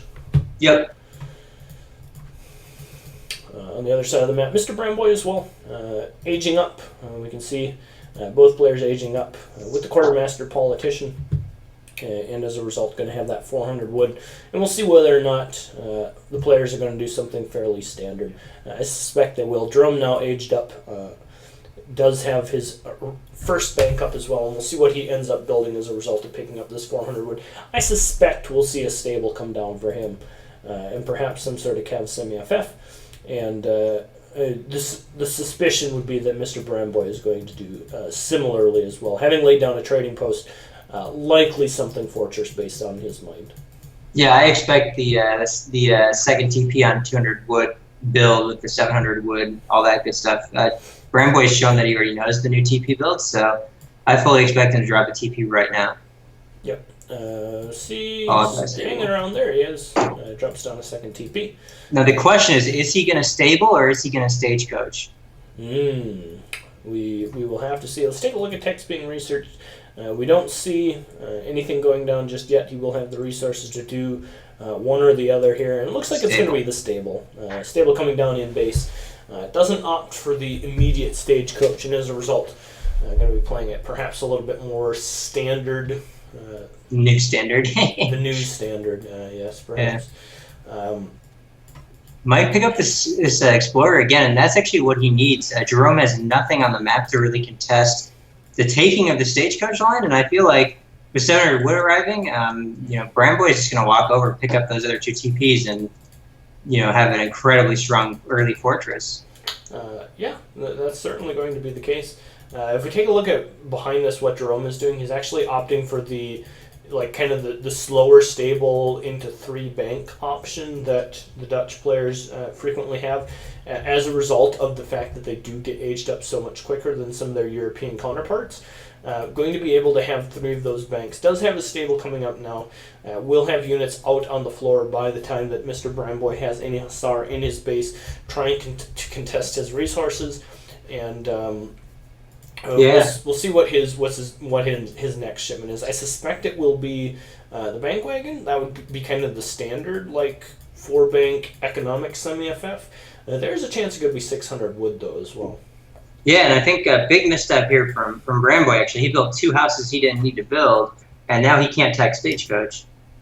It's kind of an awkward place for him to be in, right? Because he needs to send 700 gold next to age, so he basically just can't stagecoach anymore. Does still have the benefit of having 3 trading posts, which can't be neglected. I mean, it is still 3 trading posts as he's going to be working his way into the next stage, which certainly is going to be useful. Hussar heading on a crash course for each other. There it looks like Jerome going to notice. And he did get stagecoach. Sorry, and keep going. Sorry. Yeah. Jerome in hot pursuit of these Hussar. He does have a 5 Hussar to 4 Hussar advantage. Going to be chasing those units down the best that he can. He's proven time and again in this series that he does do a pretty good job of splitting up his Hussar, and does do a pretty good job of tracking those down. But Mr. Bramboy, equally on top of things, does get those units out, and certainly with the help of the stagecoach line and what vision that does provide, going to be able to back himself up and get his Hussar in a decent position. Behind this, a couple more cav coming out for Jerome. Does have 4 banks up as well. And there come those 600 cords of wood, which will help him reestablish and continue to establish his infrastructure as he looks to move into the Third Age, and as both players realistically look to move into the Third Age. Yeah, and if you look at so basically France is already aging up, and he's still got his TP line up. He's actually done quite a nice job here. He's got a great TP line set up, and he's aging way before the Dutch player. Meanwhile, the Dutch player's over here has to walk all the way out here with 15 bills just to get the food to age, and every second over here is just another second he's not in the fortress stage, right? Yep, that's certainly true. And at the same time, like you've mentioned, Mr. Bramboy does have 4 TP Stagecoach currently ticking away for him as well, so that can't be... we can't stress how important that is for Jerome to continue to try and control that. Left it at 40 HP. What are you doing, Jerome?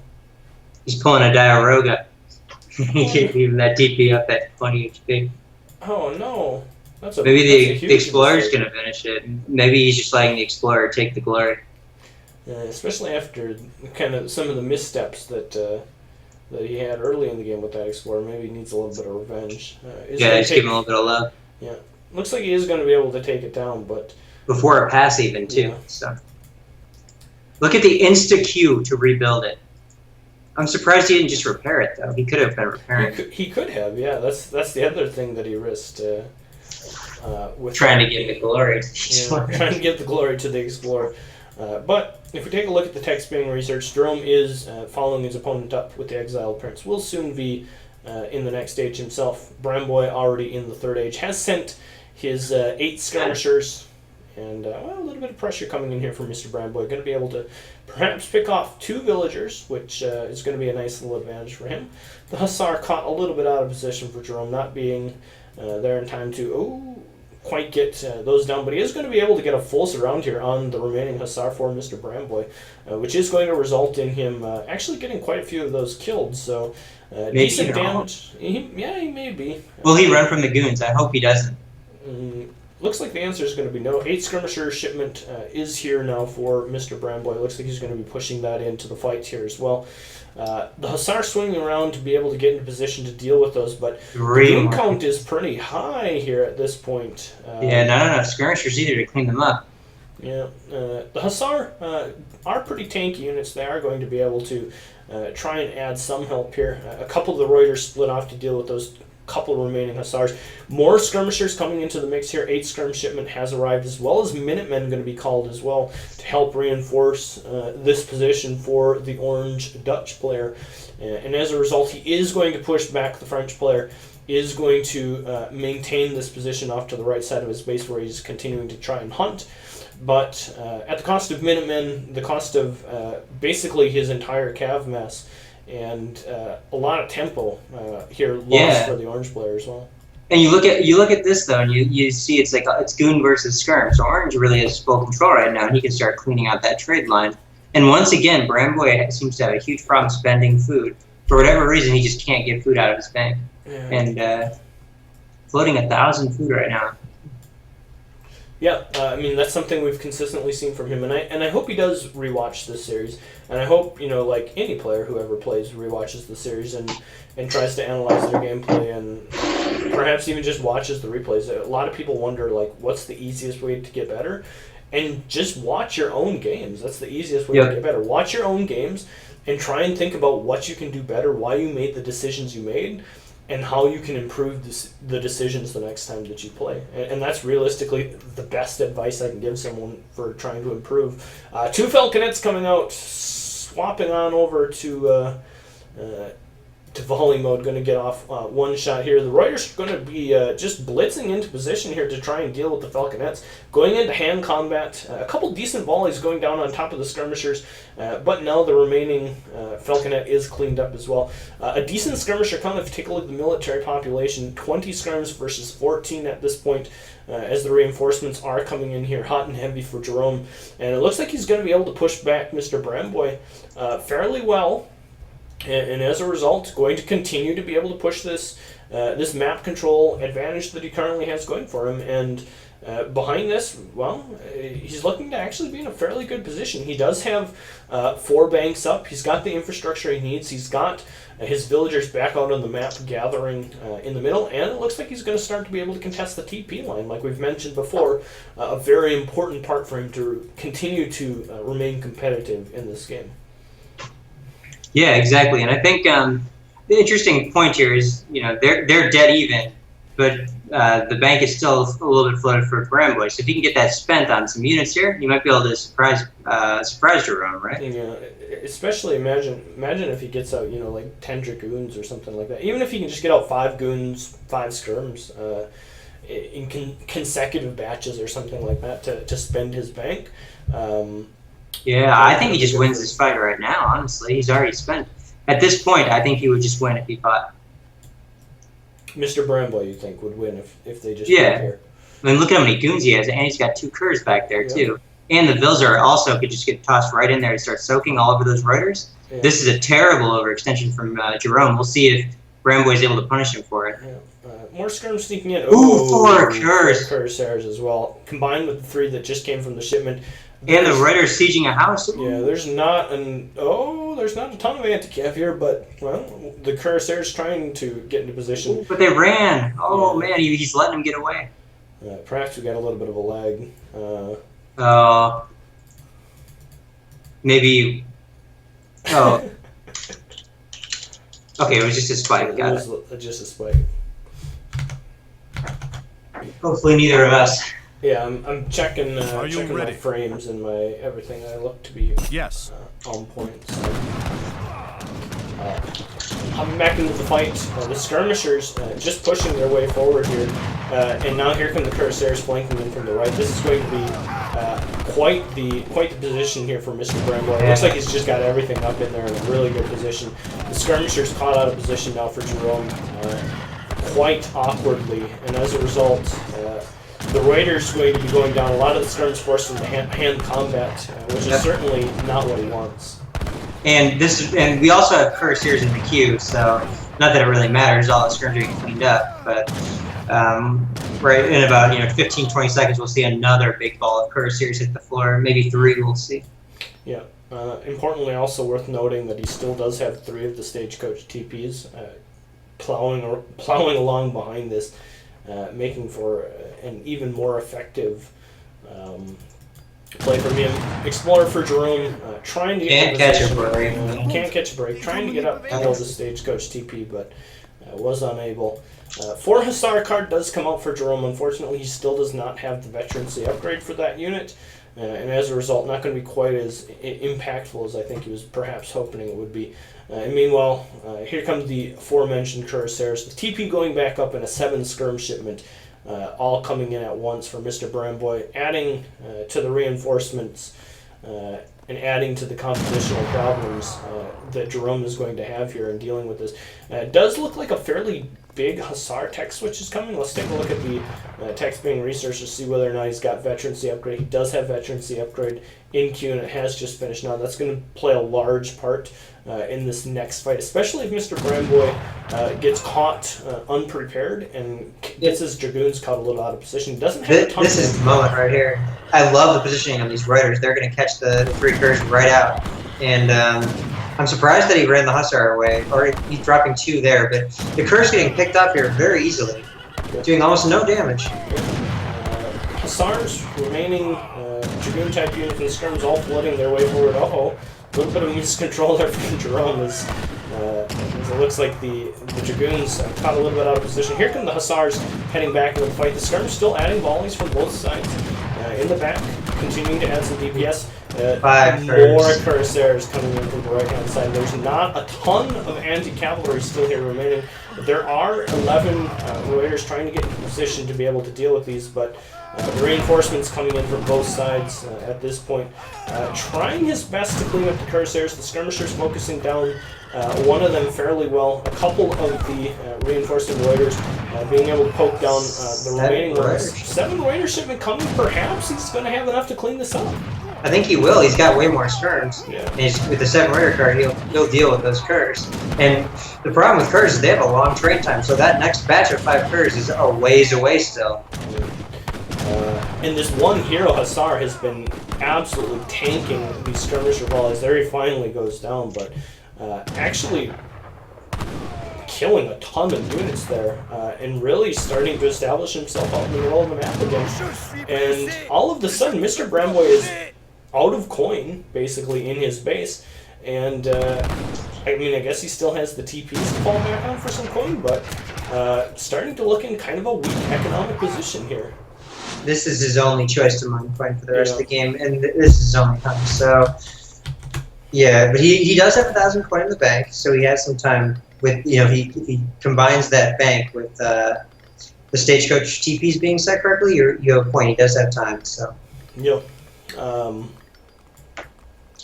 But still, if you take a look at the economic unit population, sure, we can't discount the stagecoach TPs, but Jerome's still doing a pretty good job. He's got how many banks does he have now in base? Still has just the 4. Has decent upgrades. Has himself hunting dogs and placer mines. So I actually like the position that Jerome's in here. If he can start to, oh man, if he can get on top of this coin mine, this could be absolutely brutal. There's no help here really around. Looks like Jerome just gonna scoot down out of there, but gonna lose even more gathering time on those CDB as they continue to run around the map. Yeah, and I think Jerome is also in a similar position where gold is starting to become a bit of a luxury. He actually has sent crates of 1,000 coin for himself. Yeah, certainly is going to be helpful. He continues also to be able to have quite a bit of hunt out on his side of the map as well. We do have to remember that one of the good things about Dutch and having those banks is they are able to preserve some of the natural resources on their side of the map for an extended period of time. A similar thing to what Japan has, right? They're able to preserve the natural resources on their side of the map as a result of having a building that gathers resources for you. Another big fight coming in here. The Cursairs caught out of position. A big Hussar flank, and there's just not enough Dragoons here for the green player. These Hussar are going to absolutely lay waste to the skirmisher mass. Skirms, Reuters, and now the Hussar all working away on these remaining units for Mr. Bramboy. And unfortunately for him, he's going to lose every single one of those units. Calls GG, and Jerome... He doesn't even call GG, he just calls Dutch OP. He calls Dutch OP. Jerome takes game number 4 and brings himself up to match point 3 games to 1 in advantage. Yeah, he did outmess him. And this is very similar to the German versus Dutch game before, right? Bramboy had a better build as far as stagecoach goes, a better civ in some ways, and always had a bigger mass, but Jerome does tend to win those fights between these two. So yeah, he tends to win the fights, and he tends to spend his resources a little bit better. Are the two consistent things that I've noticed in this match so far. And around this PR30 level, that's a very important thing. Spending your resources, just spending your resources. If you have 1,000 more resources on the field than your opponent, even if your micro's not as good or your macro, well, I guess your macro is better because that's why you spent that 1,000 resources. But even if your micro's not as good as your opponent's, having that extra 1,000 resources on the map is just so much more impactful at this point of the game. But game number 4, going over to Jerome. What's the name of that new map that you were showing me? the first one, which is the one you were interested in, was Mendocino. Mendocino. I'm going to call it Equal Footing. How about that? All right, you can call it Equal Footing if you'd like. I see that A's has got it there. Yep. Wait, how do you know A's has got it there? Well, because I can see he's hosting a game, and the map name is ESOC Mendocino UI 2.062. Yeah, so maybe. All right, fair enough. You got me. You got me. You caught me.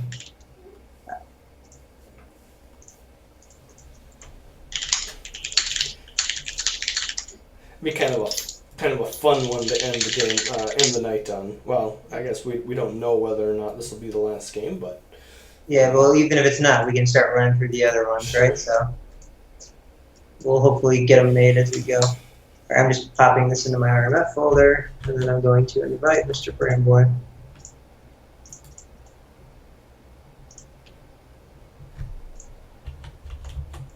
Would you like to get the map as well, straight from the source?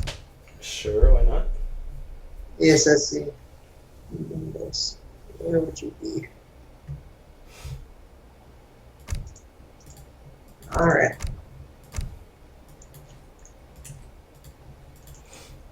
Mendocino, and I assume this is going to be one of the maps in the next set of maps released.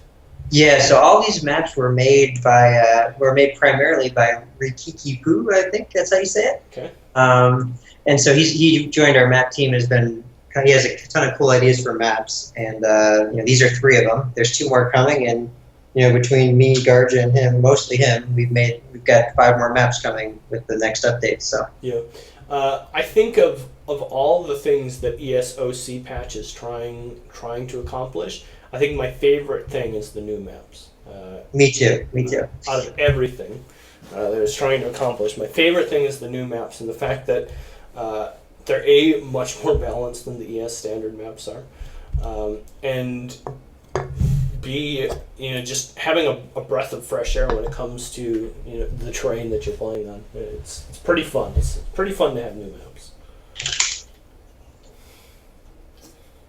Yeah, exactly. I love it. I mean, it's been awesome. So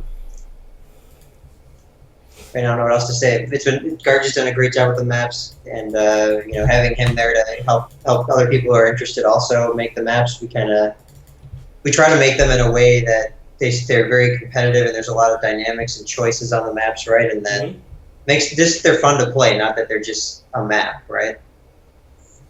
Yeah, exactly. And I'm excited to see this one. Look at the note on this map. Only added UI for 1v1 obs only. Too lazy to do 2v2. Gotta draft a report for tomorrow. A's.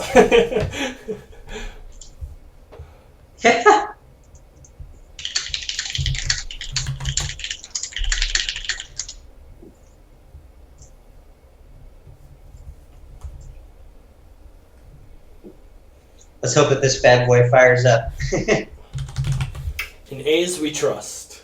Ooh, Sue coming out for Mr. Bramboni. Do these guys even know what the map looks like? I don't know.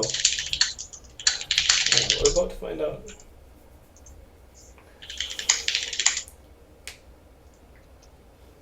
Alright, let's see. Where is my downloads folder?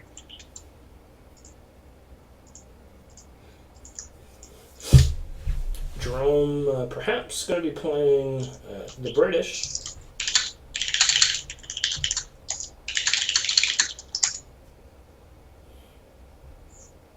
Jerome also rocking that brick red internet. Yeah, what did I call it? Blood red? Blood red.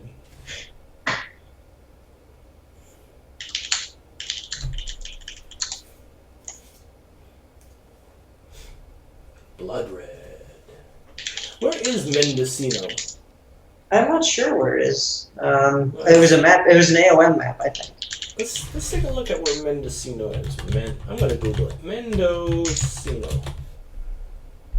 It's in California. Yeah, it is. It's an unincorporated community. Wow. It's actually fairly beautiful looking. It's by the looks of things, it's in Northern California, just down the road from where I currently live. I could drive there and take a picture of it. You should. Maybe we can revise the map to make it more accurate. Yeah. It's actually a pretty beautiful looking area.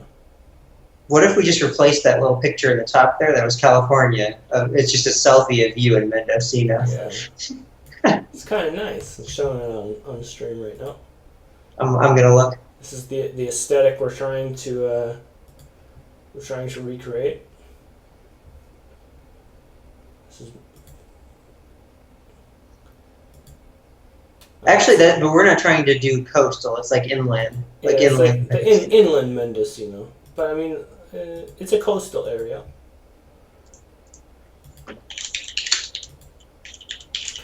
Kind of nice.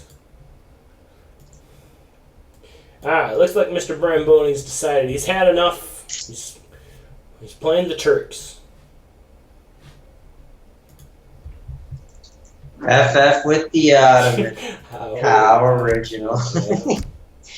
I hope he FFs this game. And then we can say it. And it's actually like relevant. Yeah. We can also bust out the ain't no skills in making bills line. We already will. I mean, that's a given. It's a given there will be several says quotes in this game. Have you ever seen anyone lose Stretlix to Spurs? I love how he says neither of you is correct. Yeah. That's probably the best thing about the whole video is that he's just he just cannot pronounce any of the things correctly. Here we go. Game number 5. Mr. Bramboy currently in a hole, needs to dig himself out. Currently down 3-1 to Jerome, the Dutch superstar. Jerome will be playing the British civilization, spawning in the 5 o'clock position in the color orange. And Mr. Bramboni, Raisin Bram, going to be spawning up in the 10 o'clock position, playing the Ottoman civilization. The map is a new one. I think this is the first time this map has ever seen any sort of competitive play. And, well, do you see the lost treasures of war that are stuck down here in the hole? Yes, and those will be probably removed when it actually hits the patch. So, There we although, go. did you see that? It's an XP crate. Is it? It's an XP crate. No, it's a. Yeah. Oh, it is an XP crate. And I was thinking it would be kind of cool if you could like give those to Spain or something, right? Like what if Spain just started with an XP crate? Would they be not shit anymore? Maybe. But essentially, just you're reducing the cost of your first shipment, right? Even more. Yeah, it would be just kind of cool because it's Could great too. Be kind of a fun thing to play around with. Another thing I'm looking at here with this map, a couple interesting things to note. I'm going to spend a little bit of time just looking at the map and pointing out some features. Yeah, go ahead.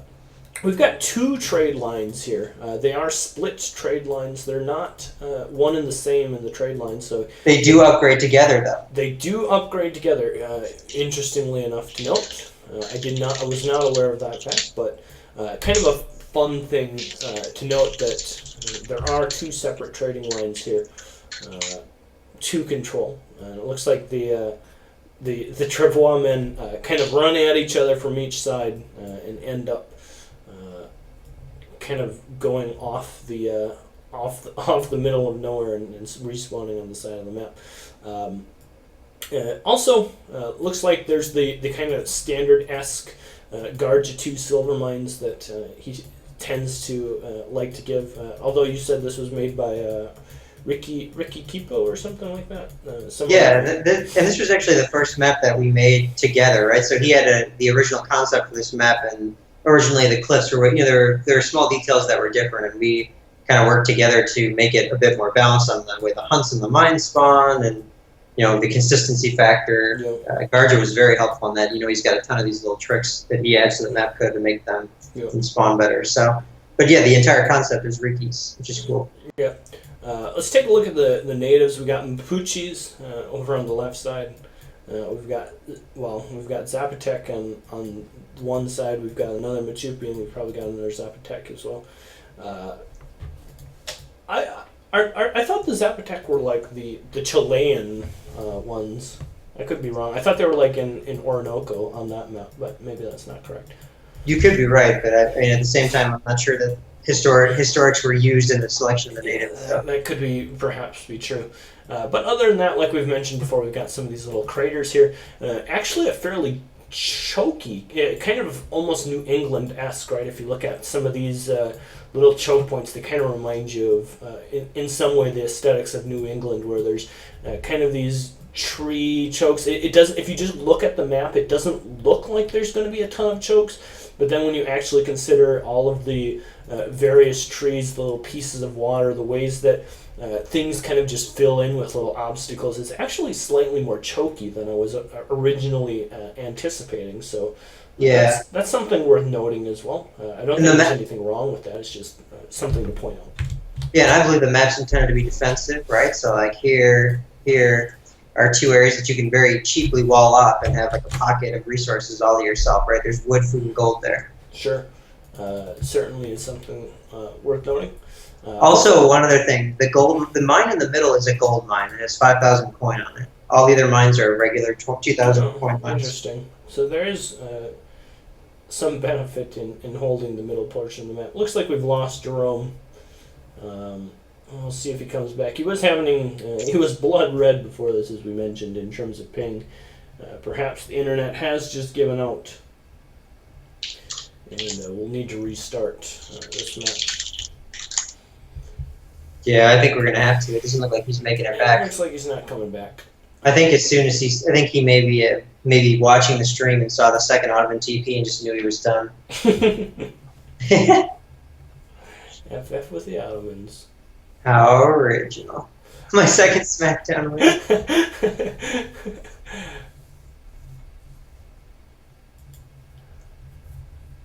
It looks like he's not going to reconnect. Perhaps just restarting his internet, as mentioned. Yeah, that would be advisable at this point. So, I think I'm gonna get some water while we wait for the return of Jerome. All right, fair enough. Back in 2 seconds.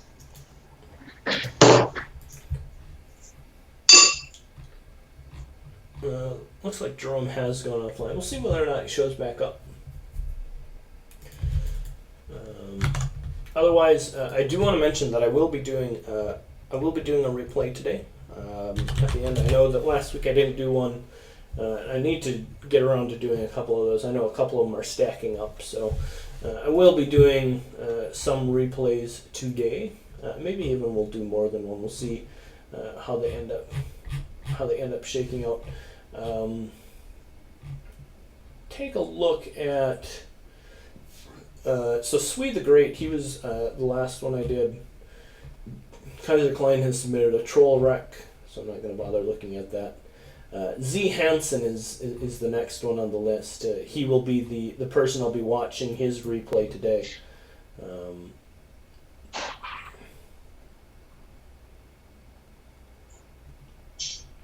We'll watch Z Hansen's game today.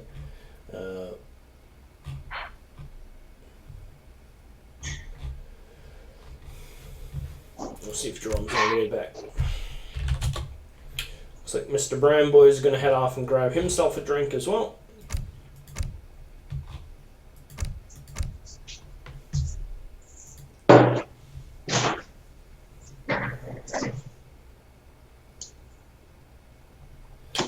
Jerome, it looks like mentioning that he's on his phone's internet right now. He's not sure if the internet is dead. Oh, that's not good. Yeah. If he's unable to come back, I've already mentioned on the stream that I'll probably just end up doing finishing off some of the replays that are in queue for Smackdown analysis. Sounds good. We'll be a little sad not to see the map. Yeah, we'll give him an ETA. We'll see if he's going to be able to make it back online. We'll perhaps give him 5 minutes or so. Yeah. If he's not back by that time, we'll assume the worst. Assume that he's dead, and we'll crown Mr. Bramboy, I guess, the de facto champion in the new ESOC media team lead. Yeah, exactly. Earning that title through default. Yeah. Maybe we need some Papa Rex Bakery in the chat. All right, this is our chance to experiment. Anyone who's watching and is willing to help make my day complete, I need you all to type this in chat: Papa Reich's Baby Rage. I'll start it off. I'll get you something that you can copy pasta. This is what I want to see. I want to see as many of those in chat right now as possible, and it will just absolutely make my day. Both Ryan and I will probably lose it. there they go. Yeah, there we go. If you're feeling more of a Latino mix today, maybe get a Padre Rex Bay Rage. There's a couple of them. Oh man, I love it. Here they come. Oh no, the one guy messed it up. No, he added an underscore so that other people could get the copy pasta. Maybe. I see. You can copy paste. There they come. Here they come in full. Oh yeah, Papa Rick's baby rage. Let's go. Okay. How do you do the face? There's so many of them. You don't need. It doesn't really matter what it means. It's just hilarious. Papa Rick's baby I rage. gotta get a screenshot, and I got myself a new signature. Can you toss that over to Sam Mitten as well? toss that SS over to Sam Mitten. See if the Mittinator's online. He is. Is he? He's there too. So if he doesn't respond. Then... I'll send that his way.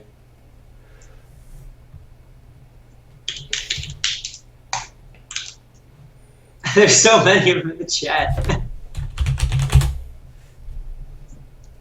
I gotta get it saved in Paint.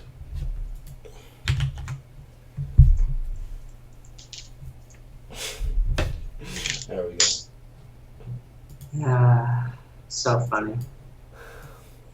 It would be better if it happened like organically. Yeah, well, in the future it will happen. Yeah. Like, I'm expecting in the finals tomorrow, if I lose game 1 like I always do, there's going to be a ton of Papa Rick's baby rage in the chat.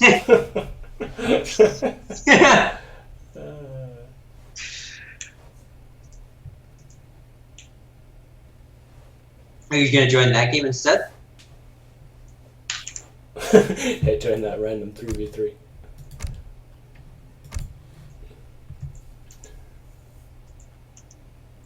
Papa Rick's baby rage. Well.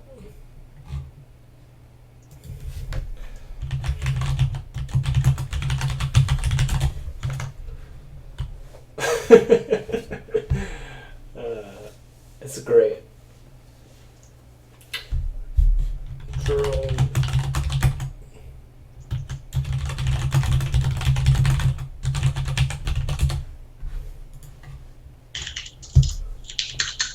We could always just get just like some other guy and just do like one random game.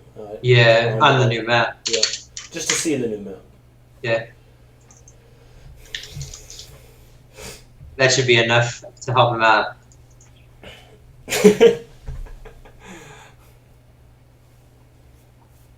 Maybe Sir Callan wants to play. He's online, I see. That would also give me the opportunity to make the profound thought. Oh wow, Sir Callan's actually pretty good. Oh, now he's behind. It's just so profound. Yeah, I had a feeling my game was going to crash. I just tried to load up a different UI map that wasn't working, so I'll be back in a second. Right.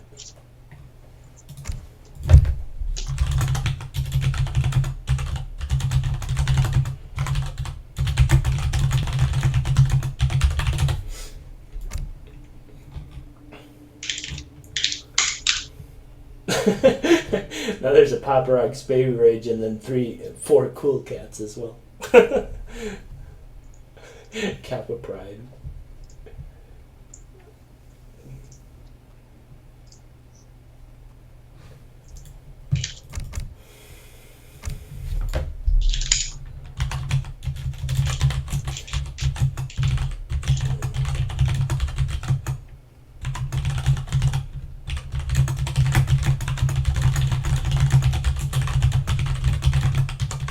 Ooh. Fucking killing me over here.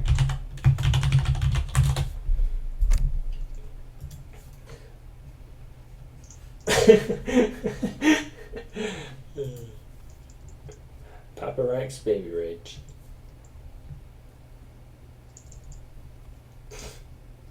Alright, Sir Callan's gonna hop in for one game quick. Alright, I'll be right there.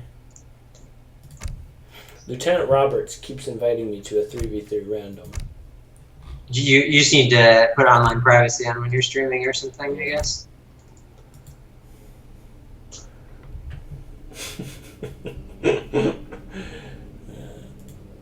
Where are you coming into? You're in game? What are you doing? I just wanted to see something real quick. Papa Rick's Baby Rage. I love the names of the faces. That one's not Excited Asian, but that's what I call her. PogChamp. PogChamp. Excited Asian. Excited Asian. Just put me in. Why not? Put me in, coach. I got kicked.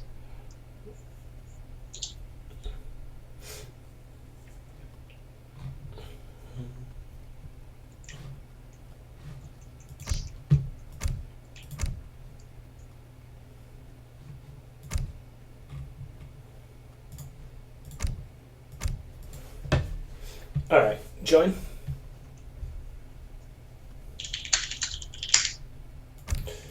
Join Papa Rick's Baby Rage. There we go.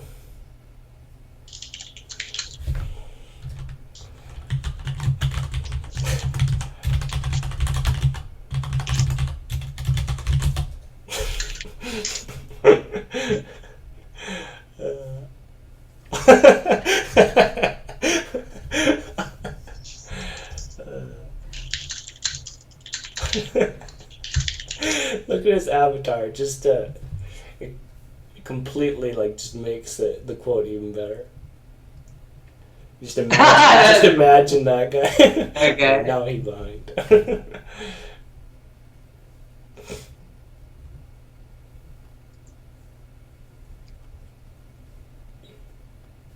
Alright, FFA.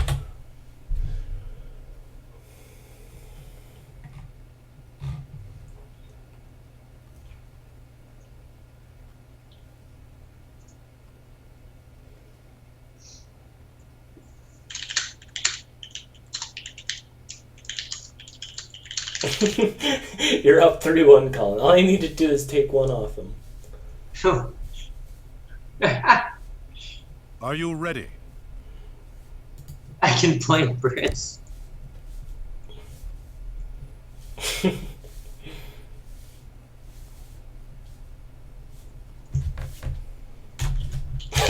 thought he was going to say, oh, now he behind. Like when you see the word "oh," you just don't actually read the next sentence. You just know what it is.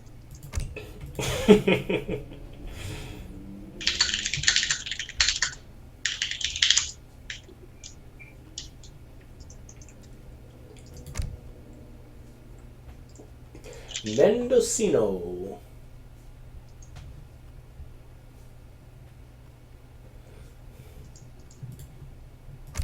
I sent it to Sam, by the way. He's replied. His reply was LMA. Was trying to type the acronym LMAO, but forgot the O. I don't think he forgot. I think he just actually fell out of his chair and started laughing. He was laughing so hard that before he could strike the O key on his keyboard, boom, hit the ground.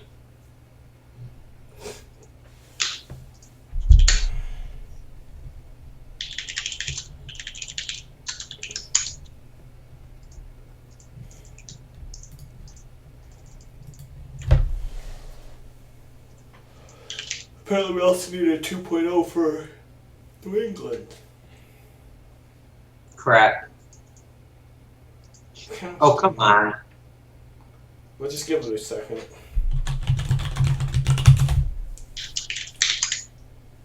I'm just going to send it to him, because I know that I can send maps. New civs and new maps. Can you send him new civs and new maps? I can send him the town map that we're making. That kind of counts. Do you need to log into his account to install it? Yeah. I actually do need to install something. If that map's going to work. Sir Colin, in order to install this map on your computer, I'm going to need you to give me your password, please.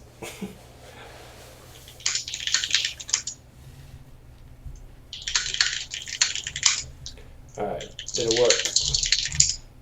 He's just failing to send maps. 1 second.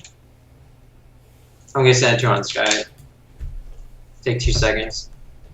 Alright. I think the stars are aligning to try to stop this new map from being seen early. Trying to hide it. trying to hide it. Well, I guess I can get my replay. I'll get this replay downloaded while I'm waiting. Yeah, just get yourself all set up. Yeah. Oh, he got it. Perfect. It's got it. New civs and new maps. Yep. No, only new maps. New civs, I gotta log into your account. Yeah, that's right. I'm Microsoft employee. Give me your password. It always amuses me how many people actually fall for that kind of a ploy. You know those things where people from India call and say they're from Microsoft and you have a virus? That one blows my mind. Okay, we're going to need access to all of your bank accounts to fix the issue with your Microsoft computer. Yeah.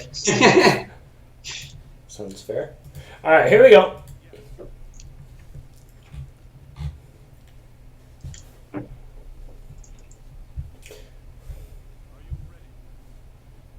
All right, so this is just going to be a one-off game just so we can look at this new map. And then we'll move on to a replay analysis after that. Oh, interesting. He even mentioned that there's 2 trading posts in the little description that he had there. But this is a new map that we're looking at for the second time. We saw it briefly for a couple minutes previously, and we'll look at it here again now. It is Mendocino. It's a location in Northern California. Our keen Googling skills have told us. And the players going to be demonstrating it to us today are Sir Callan and Mr. Bramboy. Spawning in the bottom right side of the map, playing the British civilization is Sir Callan. And his opponent spawning in the upper left-hand side of the map, playing the Sioux civilization, Raisin Bram, the Great Brambini, Great Bramboni. Bramboni. Bramboni. I just imagine a giant Zamboni with his face on it, just like steaming over the ice. Yeah. Smoothing the ice. But here we go. Looks like just a little bit of scouting going down. Of course, the Sioux war chief is, as always, just as annoying on this map as he is on every other map because of his insane speed. I wonder if you can actually... Can you get close enough to this cow to actually end up taking it? No. I think not, huh? Nope. Did you know that the Sioux war chief used to be faster than it is today? I did know that, and it kind of makes me sad that that someone at any point thought that even faster than he is now was somewhat balanced. It wasn't even a small margin. It was 0.5 speed. Yeah. I was looking at it. Yeah, it's pretty ridiculous. Not to mention, I mean, he's already 7.76 speed. Because I think he gets his own aura. Yeah, he's 7.5, and then he gets his own aura. So I think he used to be 8.5. It's ridiculous how quick that unit moves. If you take a look at the vision that's been revealed so far on this map, I would tend to say that like 70% of it is a result of the Sioux war chief at this point. Yep. We can see the path that has been carved out here by Sir Callan is he's kind of gone like this way. Yep. Everything else has been a combination of the Sioux, well, I guess native passive, getting to see all of the TPs and the vision around them, and then just the clearing out of the vision by the Sioux war chief as well. Going to be picking up a 95 wood treasure. He did pick up an 80 food treasure as well, did Mr. Brownboy already, so kind of a nice little bonus there for him.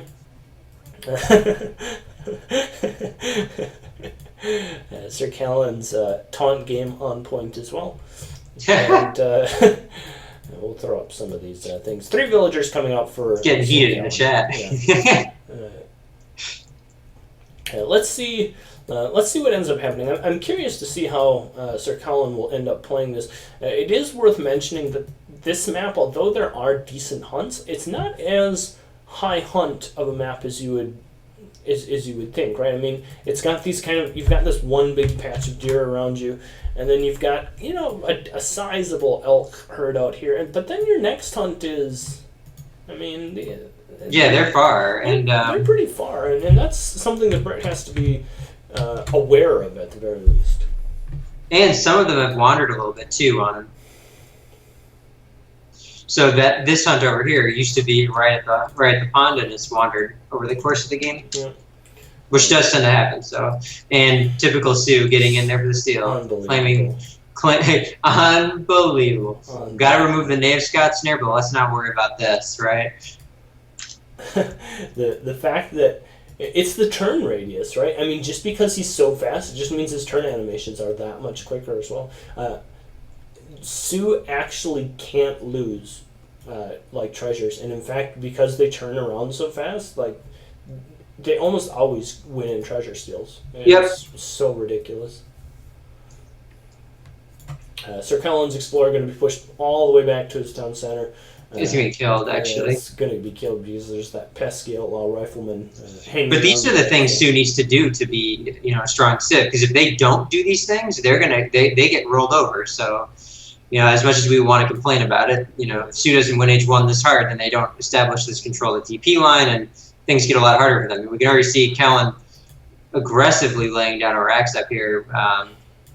And going 500 food as well. So I expect to see a lot of musket pressure. There's no way Bramboy's getting up without a war hunt this game. Yeah, certainly not with that villager up in this forward location. He is now in the colonial age. I'm a bit curious what he's going to do here with this 400 wood.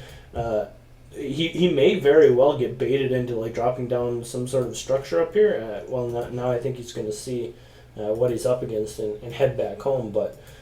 Wasting a little bit of time there with that villager, and I'm not sure what we'll see. I guess we're just going to see ourselves the old-fashioned. You know what it's going to be? It's the It's the HI slam. The HI slam, right? It's the Brit HI slam. As well. We're going to see 700 wood followed by 2 more Raxes. The classic Swede triple Rax rush could be online here as well. GG HI slam OP. Yeah. A couple of muskets hopping their way on out. 700 wood has been sent from Mr. Bramboy. Going to be gathering that up. Has placed down a very defensive war hut as a result of the impending pressure that he's noticed from his opponent. And we'll see what Sir Colin ends up doing behind this as well. Currently just building a couple manor houses, and at the very least I think he's got to be happy with the fact that he's forced his opponent into this defensive colonial agenda. Yeah. Mm. Certainly the scariest thing in this matchup for the Brit player is if you don't play at least somewhat aggressively, your opponent will take the entire TP line, maybe make 5 Axe Riders to raid you and then age up, and you're in an absolutely horrific position.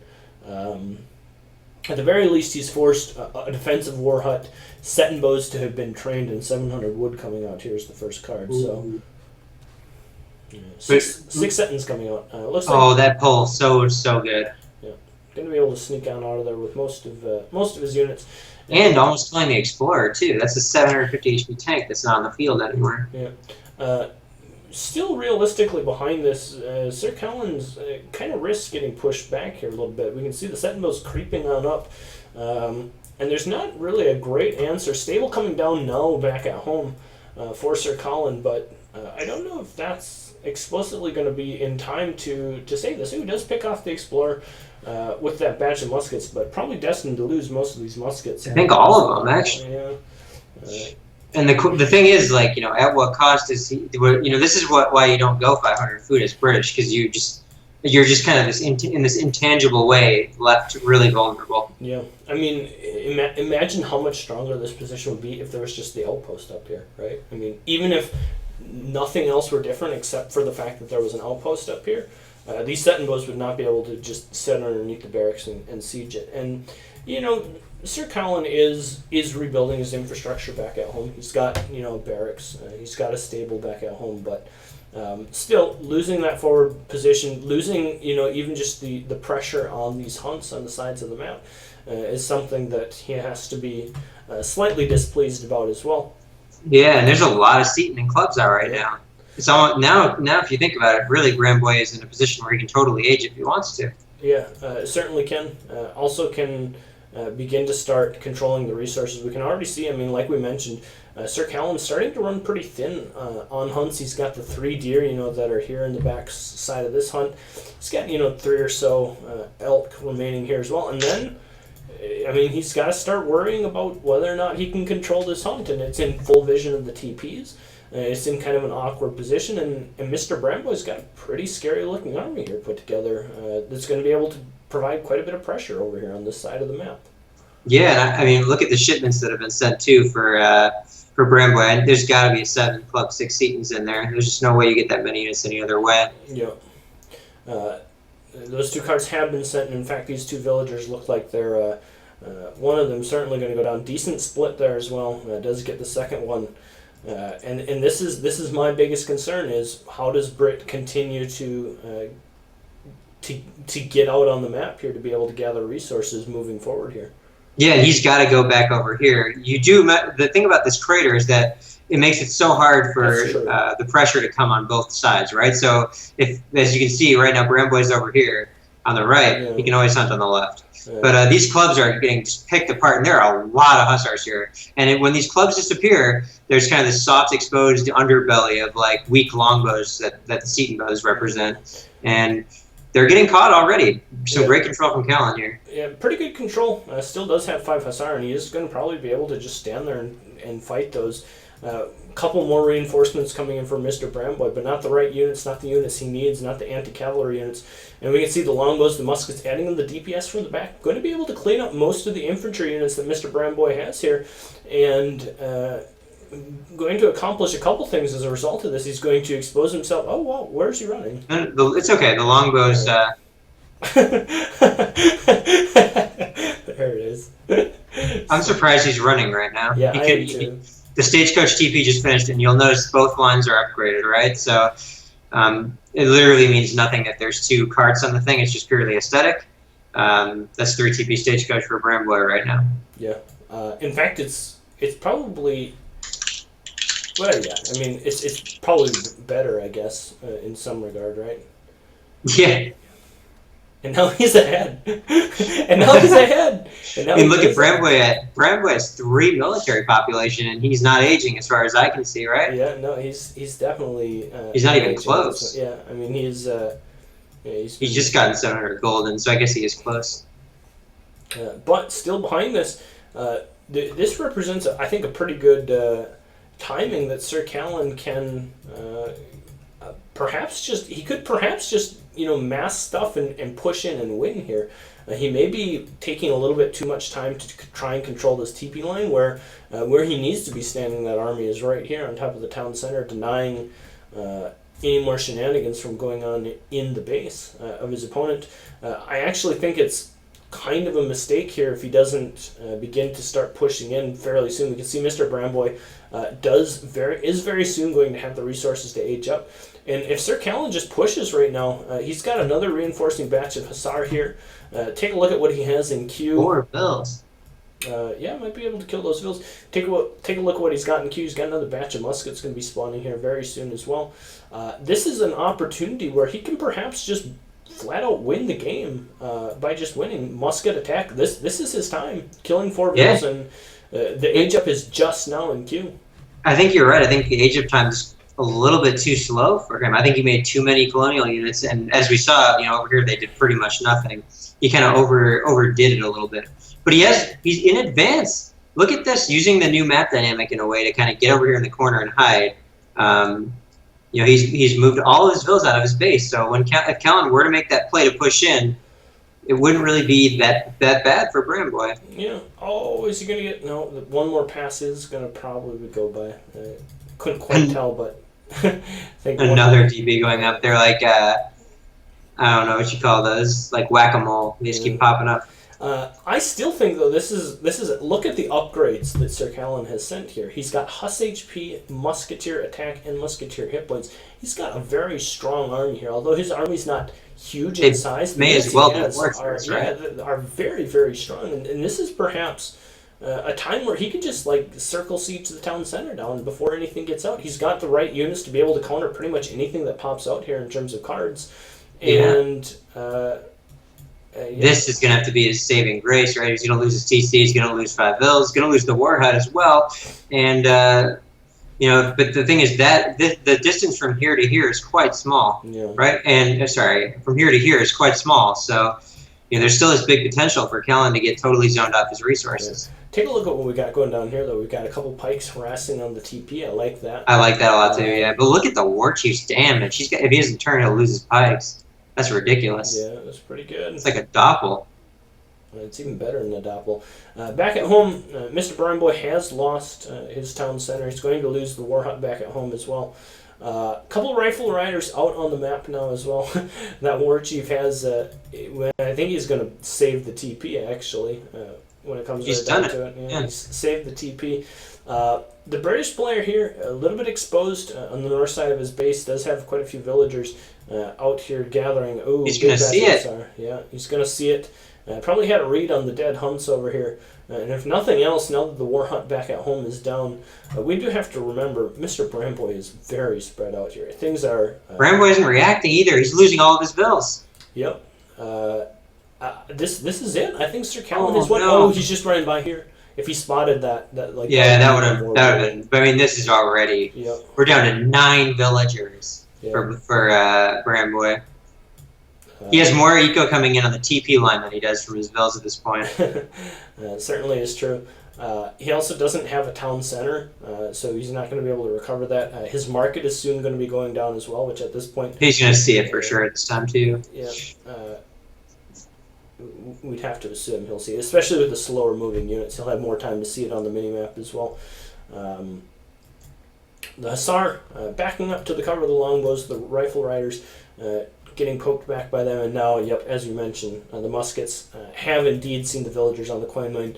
I believe that is the remaining economic unit population that Mr. Bramboy has. I don't think he has any more villagers, and so now the entirety of his economy is in the form of these 3 trading posts.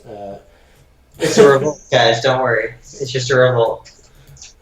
Sir Callan doing the smart thing, cleaning up the trading post, and once he's done that, assuming that Mr. Bramboy is not able to get 600 wood from the TPs before they are all down, he will never have any more economic unit population ever for the remainder of this game. The only way to do it is to choose to build a TC from the thingies, the passes. That's exactly true. I think Bramboy is just accepting defeat. His axe riders are pushing it right a little bit. I think he's just trying to contemplate, contemplating his method of resigning. Yeah. This is the point where we need to see wow, Sir Cullen's actually pretty good. Oh, it looks like he's won. Something, yeah, exactly. Yeah, something like that, because this is the point where I don't know how the Sioux player can find himself out of this hole. He's down. You have to kill 44 bills. That's the only way. That's about the only way. And unfortunately, if you take a look at the military unit population, 65 to 30, I think I'm behind, says Mr. Bramboy. I think I would agree. Wait, you are. The remaining infantry coming forward here, a bunch of the rifle riders can't afford to lose any of these units, but unfortunately going to be losing quite a bit of HP on all of them. Oh man, look at the range on the cav snare. Coming in from the side. Looks like they're not going to quite be able to do anything. Smartly sieging down the trading post. Is important to note that Mr. Bramboy does have 600 wood, can place down a town center, which he's going to do so in a very awkward location. Callan's going fortress though, and he's got towers to cover his hunts. He's played it totally safe. Yep.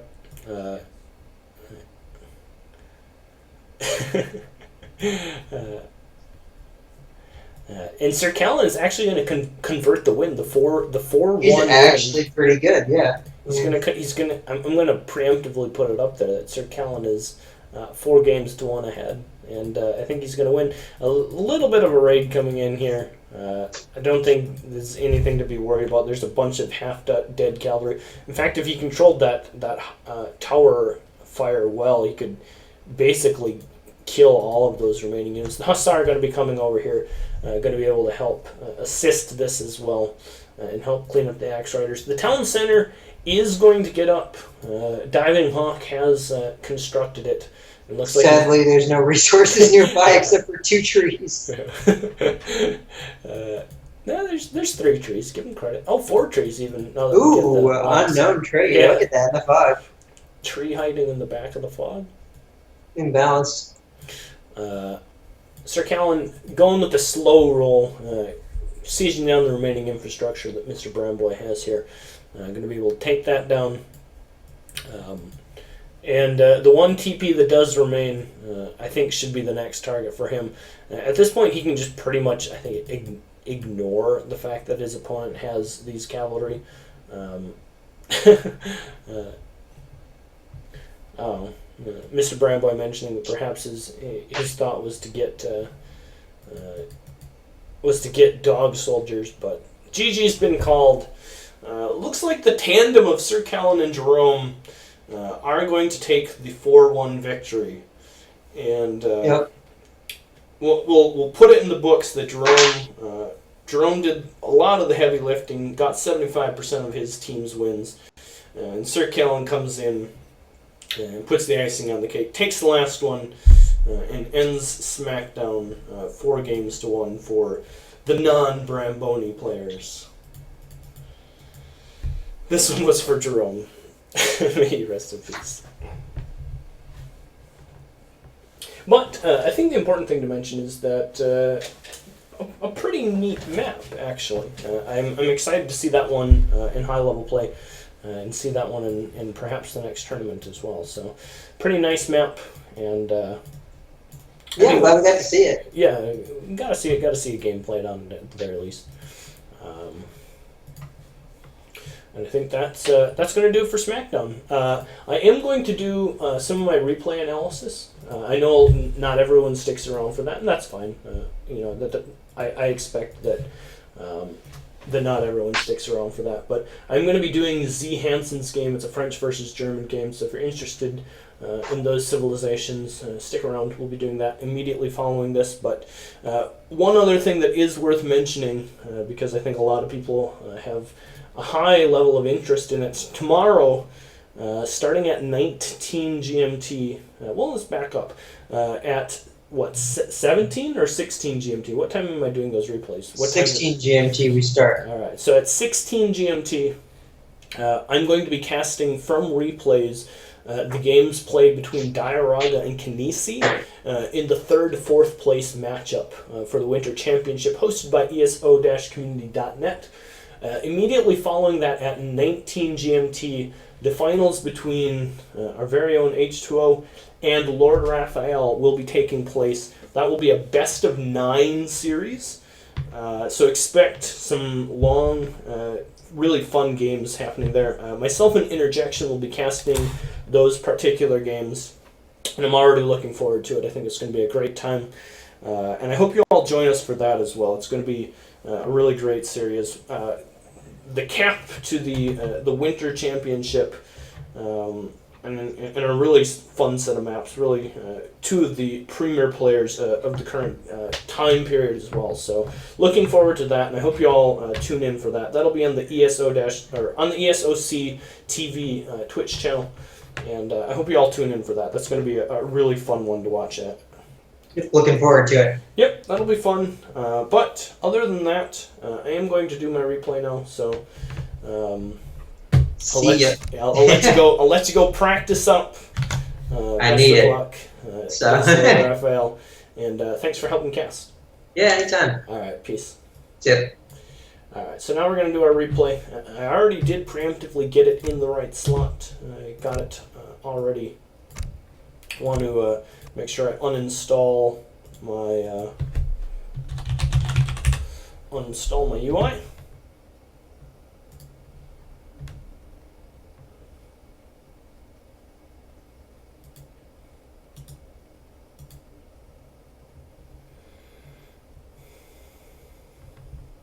No, I don't want to uninstall that. I want to uninstall this one. Uninstall the UI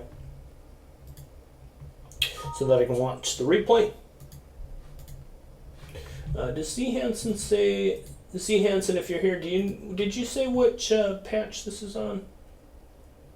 I guess I can just load it up and we'll be able to find out.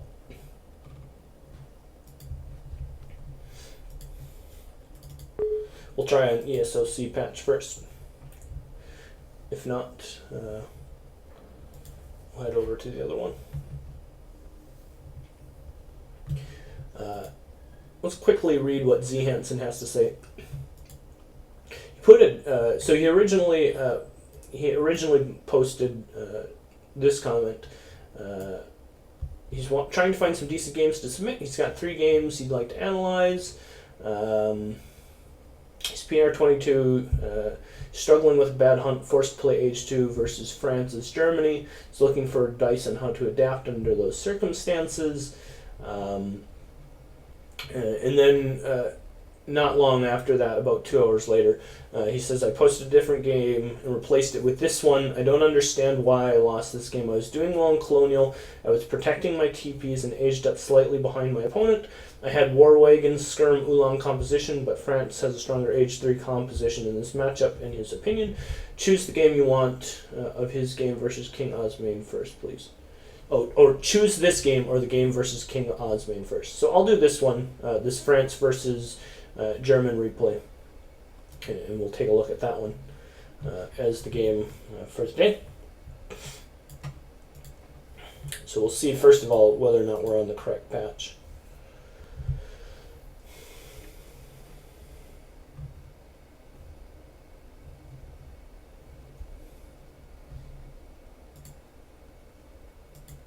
Okay. So Z Hansen is our the player we're going to be following today. He's going to be playing the German civilization. His opponent is going to be playing the French civilization. The map is Great Plains, standard vanilla Great Plains. I'm not sure whether or not this is the correct patch. If it goes out of sync or whatever, we can hop over to the other patch. But here it is. For those of you who've never watched one of these before, basically what I do is I watch the player from the submitter's point of view and try and point out things that I think they can do to improve their gameplay. So here we go. Starting off this game, I'm going to fix the sounds slightly because I did tap out. I'll just turn down the music a little bit.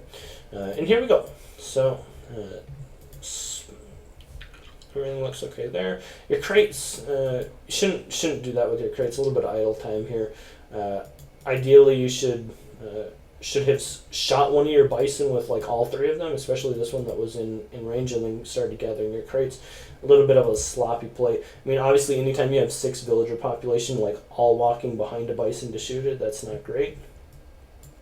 Middle TP, I feel like you're probably gonna still get it, even though it looked like it was a little slow. It's gonna be close. This is one of those things on this particular map that is really, really good. You are going to get it. You should already be beginning to chop your wood for your house. You could potentially get housed here, which I think will be problematic. You are going to get the first TP pass, which is good. It's always good. But here we're very quickly, like, you're going to get your TP pass. You're almost immediately going to have your settler wagons. And look what's going on here. You're still not going to have the wood to build the house. Perhaps you're just going to do you're just going to ship bills, but that's not very good either. I'm kind of waiting for like the panic moment where you're like, oh crap, I don't have enough wood. Or maybe you're just going to do a 13-10, which if that's the case, which it looks like it's going to be, like this is not a very good build. I'm going to start by saying I like the fact that you're going for the middle TP. Certainly is good, but going with a 13-10, I mean, look at how low your food count is here, right? I mean, you're just throwing your economy to the wind at this point, and it's really not worthwhile. I mean, you're sitting here with an idle town center for so long. Especially if you're going to do this like type of 13-10 age up, the last thing you want to be doing is sending a villager out here to start herding and stuff like that. It's just not very efficient at all. So I would definitely look into just improving the starting build. That's the first thing I'm going to say, because you've been sitting here idle in your town center for forever. And there's definitely no reason why you can't get this middle TP, can't fight for that, can't chop the wood to be able to get out a 17 pop age up with a TP, no idle time, everything like that, perfectly possible. So this is just setting you behind massively from the start. it is an issue all in itself. So that's all I will say for this to start with. It's not a good build, and not doing good builds is going to set you behind a lot. So that's the first thing worth mentioning. I think you get that point from watching this, and we'll move on from it from here. Aging up, starting to chop some wood, and we'll see what you end up doing with that. Picking up this villager will be nice for you. Pretty decent control there, pretty decent kiting.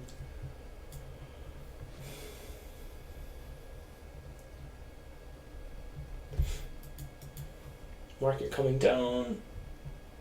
It's fine. Worth noting that in builds like this where you have such low villager population, markets aren't as effective. I mean, you're just upgrading fewer villagers. Probably would just save those resources. Probably not going to be able to make the best use of that market. Worth noting your hunt is starting to lose a little bit of control here. You haven't done a very great job of herding this. If you could be a little bit more proactive with herding this, that would be good.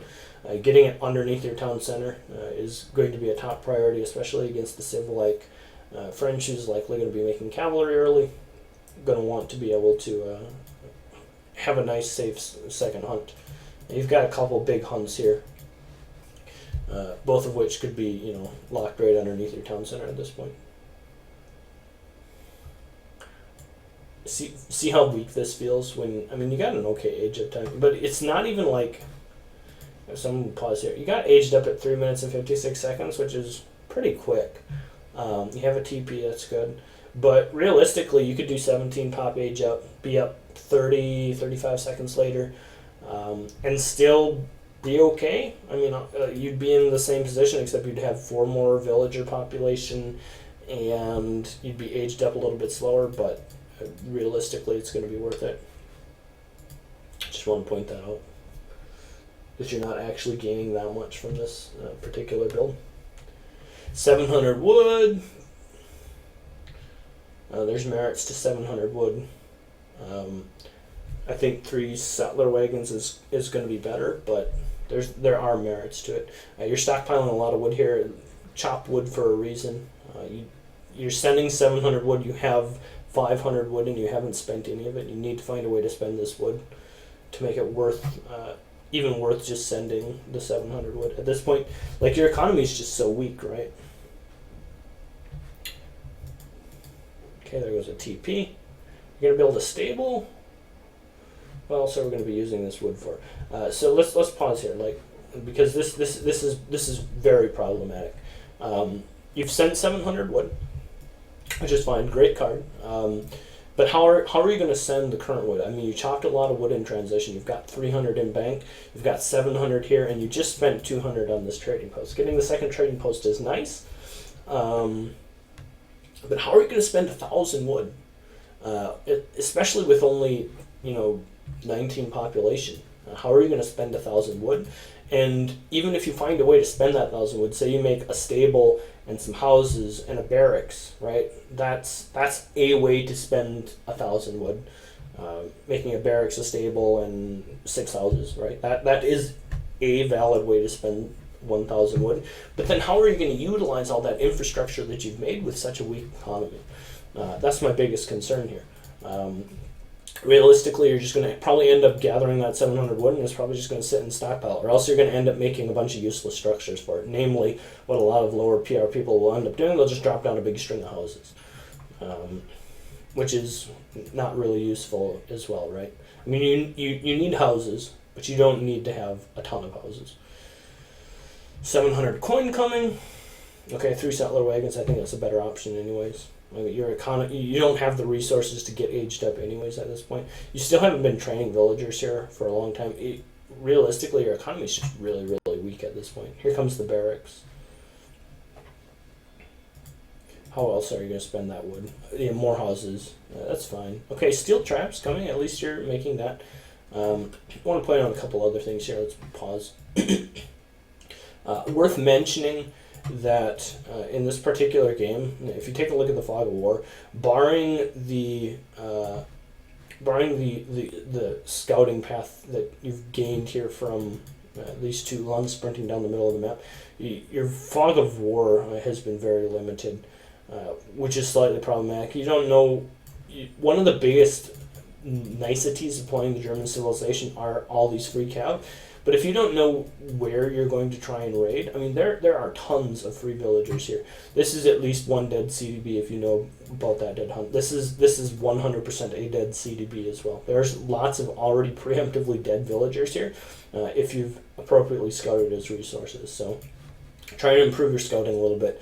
I know you spent a lot of time taking that treasure, which is good, building the TPs, which is good, but I mean, your scout's just been standing here for quite some time. You could be scouting out some of this black area of the map at this point.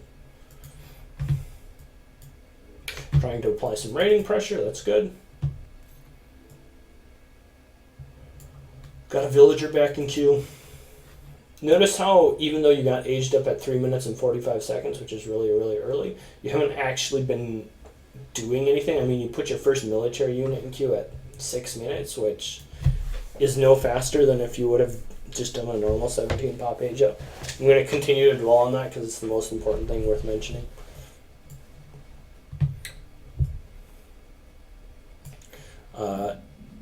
Your economic balance here is out of whack. It's so important at your level to have always have a villager in queue. And not consistently having a villager in queue is problematic.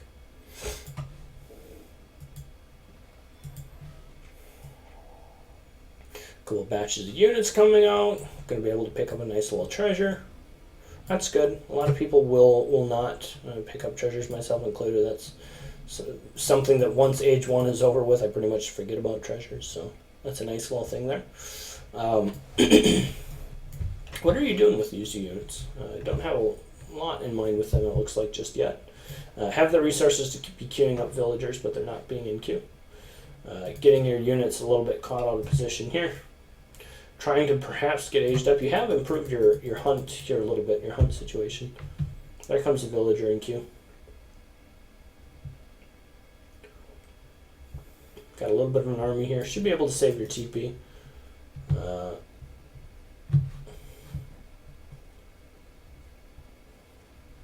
Creep with the expos first. That's not as relevant as a lot of the stuff I've been saying, but here you're going to lose a lot of HP on your Ulans for free.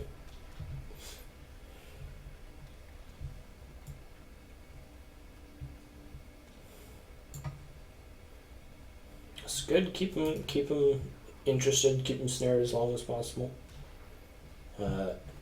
Okay, boom. You have the resources to age. This is important. I stopped it here not because of what's going on here, but because of what's going on here back home. Let's recap at where we are. You are ready to age. It's 8 minutes and 53 seconds. You've built a barracks, you've built a bunch of houses, you've gotten a couple market techs, and you have 2 trading posts. This exact look is replicable, preferably with a stable instead of a barracks, but that's outside the scope of the next points I'm about to make. Is all possible with having better market upgrades, having consistently been making villagers, and having not sacrificed your early economy. You have 16 villagers. That's not population, that's total villager count. You have 8 settler wagons, so I mean realistically you're at 24 villager population, which is still abysmally low for 8 minutes into the game with Germany. One of Germany's biggest strengths is the fact that they do get a 6 villager card in the third age. They fall behind almost no one in terms of raw villager population, aside from maybe Brits in the first 8 minutes of the game, which is a huge benefit to them. So I encourage you to rewatch this game yourself. Watch the first 8 minutes and watch all the holes where you're not training villagers. We'll go over the graph of this game at the end, just so that we can see those holes ourselves. But these first 8 minutes, if you can improve them, you're going to be setting yourself up for a much better position. I'm going to continue to watch the game, but realistically, there are so many things that you can fix in these first 8 minutes that will put you in completely different situations from this point out, right? So we'll continue to look at the things that you can improve on, but just know that as you continue to improve your early game portion, the earliest portion of your game, you won't get into these situations where a lot of the things I'm about to say are going to be relevant, or the things for the rest of this game will be relevant. Still doing a good job of hitting and running these muskets, picking those off. That's kind of nice. This is another point where it'd be nice if you had a little bit more knowledge of where his hunts were over here on the side. With Germany, you're always going to have free Ulan, and it's always going to be important to be attempting to apply some raiding pressure.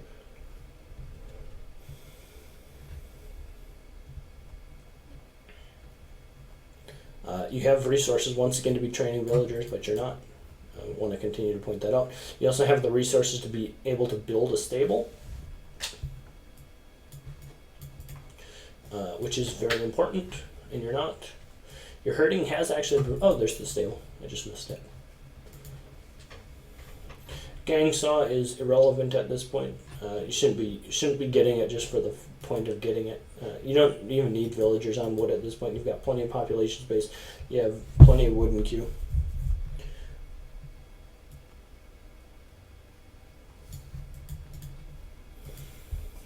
Okay, getting the veterancy upgrade. That's good, even though you don't truthfully have any Ulans here. This is a point I make about higher level play often, is that for this very reason, having all these extra Ulans for free and keeping them alive is very good for just this exact point, where you can get vet Ulan basically out of your stable without actually having to really even have trained any Ulans, just to make them that much better. This is risky, to say the least. If you had like 3 Corsairs or 2 Falks creeping forward, you'd want to keep as many of these units alive. I mean, they are crossbows. They're not the best unit in the game, but they're still of value. Don't just hang them out to dry in the middle of the map for no reason.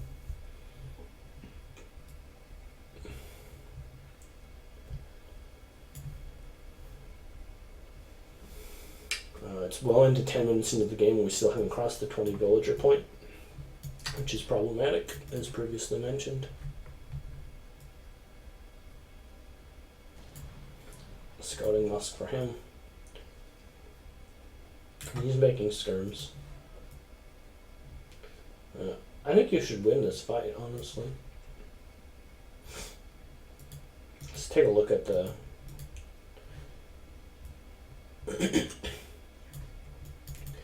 He's got 15 skirms, 4 goons, and 3 Corsairs. You've got 6 Ulans, 3 war wagons, 11 crossbows, and 11 skirms.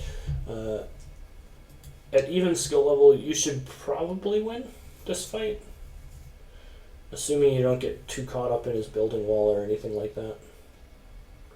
End up focusing villagers or something in the fight.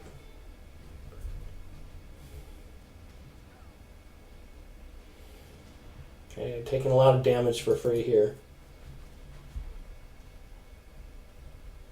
1 Ulan down for free.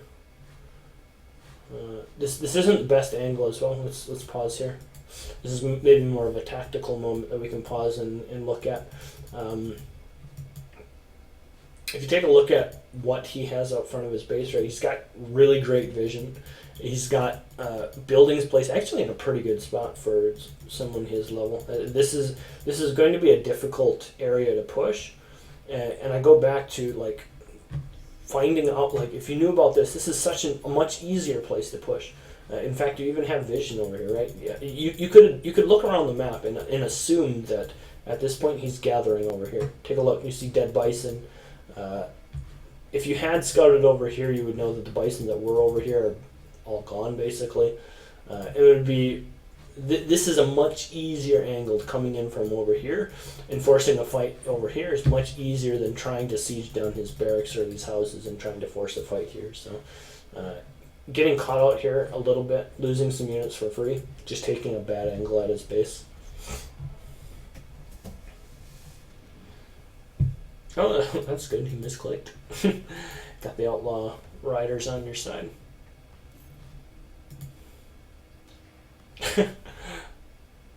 I actually like this. Like, if you go in and start fighting where you've got these outlaw riders, we just saw on Smackdown how nice it is to have the Mother Nature units fighting on your behalf sometimes. Sloppy unit control. Look at here, you got a bunch of skirms and stuff sieging, some stuff not in the fight. And this is just, I mean, you just lost all of your anti-cavalry units, and then here swings in 2 Corsairs, 3 Corsairs from the back.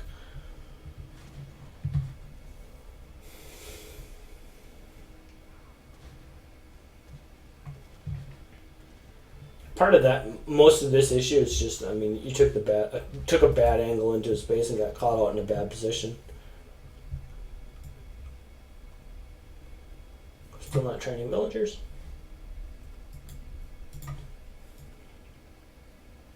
And now, after that one bad fight, now you're just in like kind of an awkward situation, right? The villagers are caught out. Even though he aggroed that treasure, now he ended up being okay for him. He picked it up. Your next hunt is pretty exposed. He's got pretty strong composition. Alright, got some war wagons coming. That's good. Be able to deal with those Corsairs. Kind of nice. You could have gotten out another war wagon here. Kite your army back here. Don't need to fight until like these next batch of units come. Could have gotten out a full batch of 5 war wagons there. Although I don't know that it necessarily is the unit you particularly probably would have been just better off having Ulans here. Getting some nice kills here. 9 Ulan, alright. You're still a chance. Still not training villagers. You have the resources to have houses built, not be popped. Be training villagers. Alright, there's his 2 Felks. You've got your 9 Ulans coming. Got resources to spend. Make sure you spend them. Oh, should have wait until you have everything grouped up. It's a little premature with some of those Ulans. Okay, whoa. Alright, this is a big issue that we oftentimes see low PR people have as well.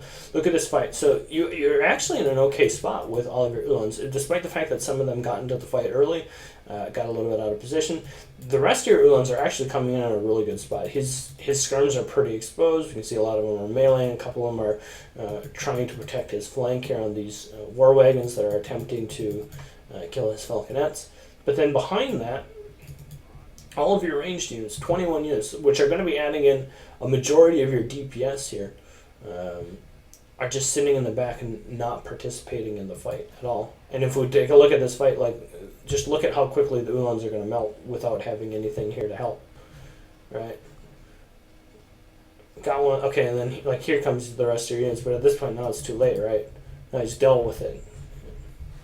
You need to be able to have all your units attacking at the same time. Make sure that you always have as much of your force fighting together as possible. And now at this point, you're screwed, right? He's got 8 Corsairs and all you've got is a handful of skirms and a couple crossbows.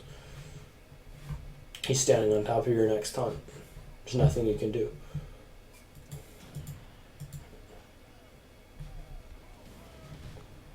Okay.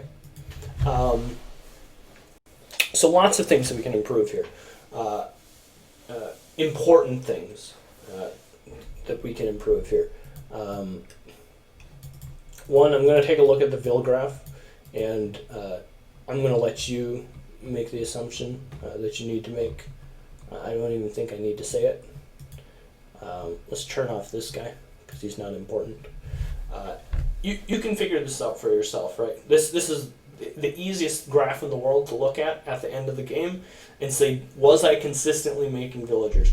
This point, this is what it should look like all of the time, right? These are the times where you consistently had villagers in queue, and this is what this nice stepwise motion should look like. This time, unavoidable, right? I mean, you're aging. That's fine. That happens. This time, that's fine. You're aging. That happens, right? It's okay. It's okay to have not be training villagers while you're aging. What's not okay is these very long steps of time where you're not aging and you have the resources to spend and you're not training villagers. So that's the first thing that needs to be improved. The next important thing that I would suggest for you to do is just to follow more standard builds. I'm not sure that this 13 vil pop age up is is ever advisable with Germans. I like the fact that you got the TP, but make sure you still do 17 pop age up at the very least. It's always going to be more beneficial to you to do that age up. And those two things, refining your build just in general, and making sure that you are always training villagers, are going to improve you a ton. Now, I see you typing in chat saying that you've gotten a lot better in the past 3 weeks. Great. I'm glad to hear that. If you want to submit another game, I know that this one took some time for me to get to. I'm going to try and get better about doing that. In fact, I may just start recording them all, just at some random time and just posting them on YouTube instead of doing them after Smackdown. But improve your builds, improve your scouting, and improve your villager training. I guarantee you, I mentioned, you're at, it took you, 8 minutes and 30 seconds to age. That's a pretty normal semi-FF time, but you can do it and have your Vil pop be way up here, right?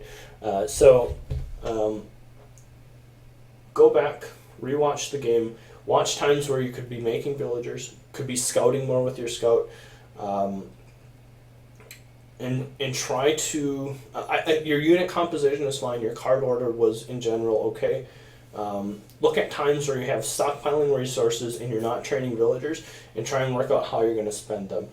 Truthfully, if you can improve the first 8 minutes of your game, the last 10 minutes of all of this talking isn't even going to matter, because you're going to find yourself in completely different situations where you have way more resources, you have a way stronger unit composition, and then you start to get into the first lieutenant through major problems with how do I spend those resources now that I'm making them all? How do I get the right unit compositions? How do I control my units, macro, micro, those kinds of things?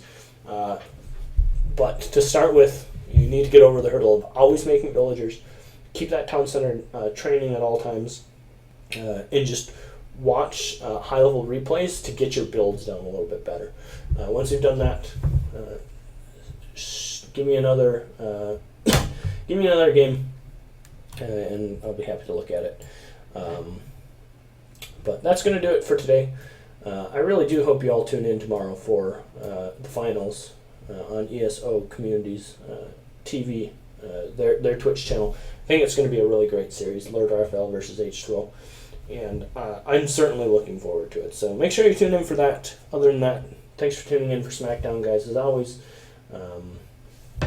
someone asking about how they can send them. I'll link you the thread. Just throw your replay in this thread.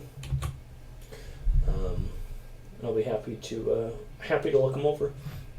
But thanks for tuning in, guys. Follow the channel if you haven't already, and we'll catch you all tomorrow for the big finals, H2O versus Lord Raphael.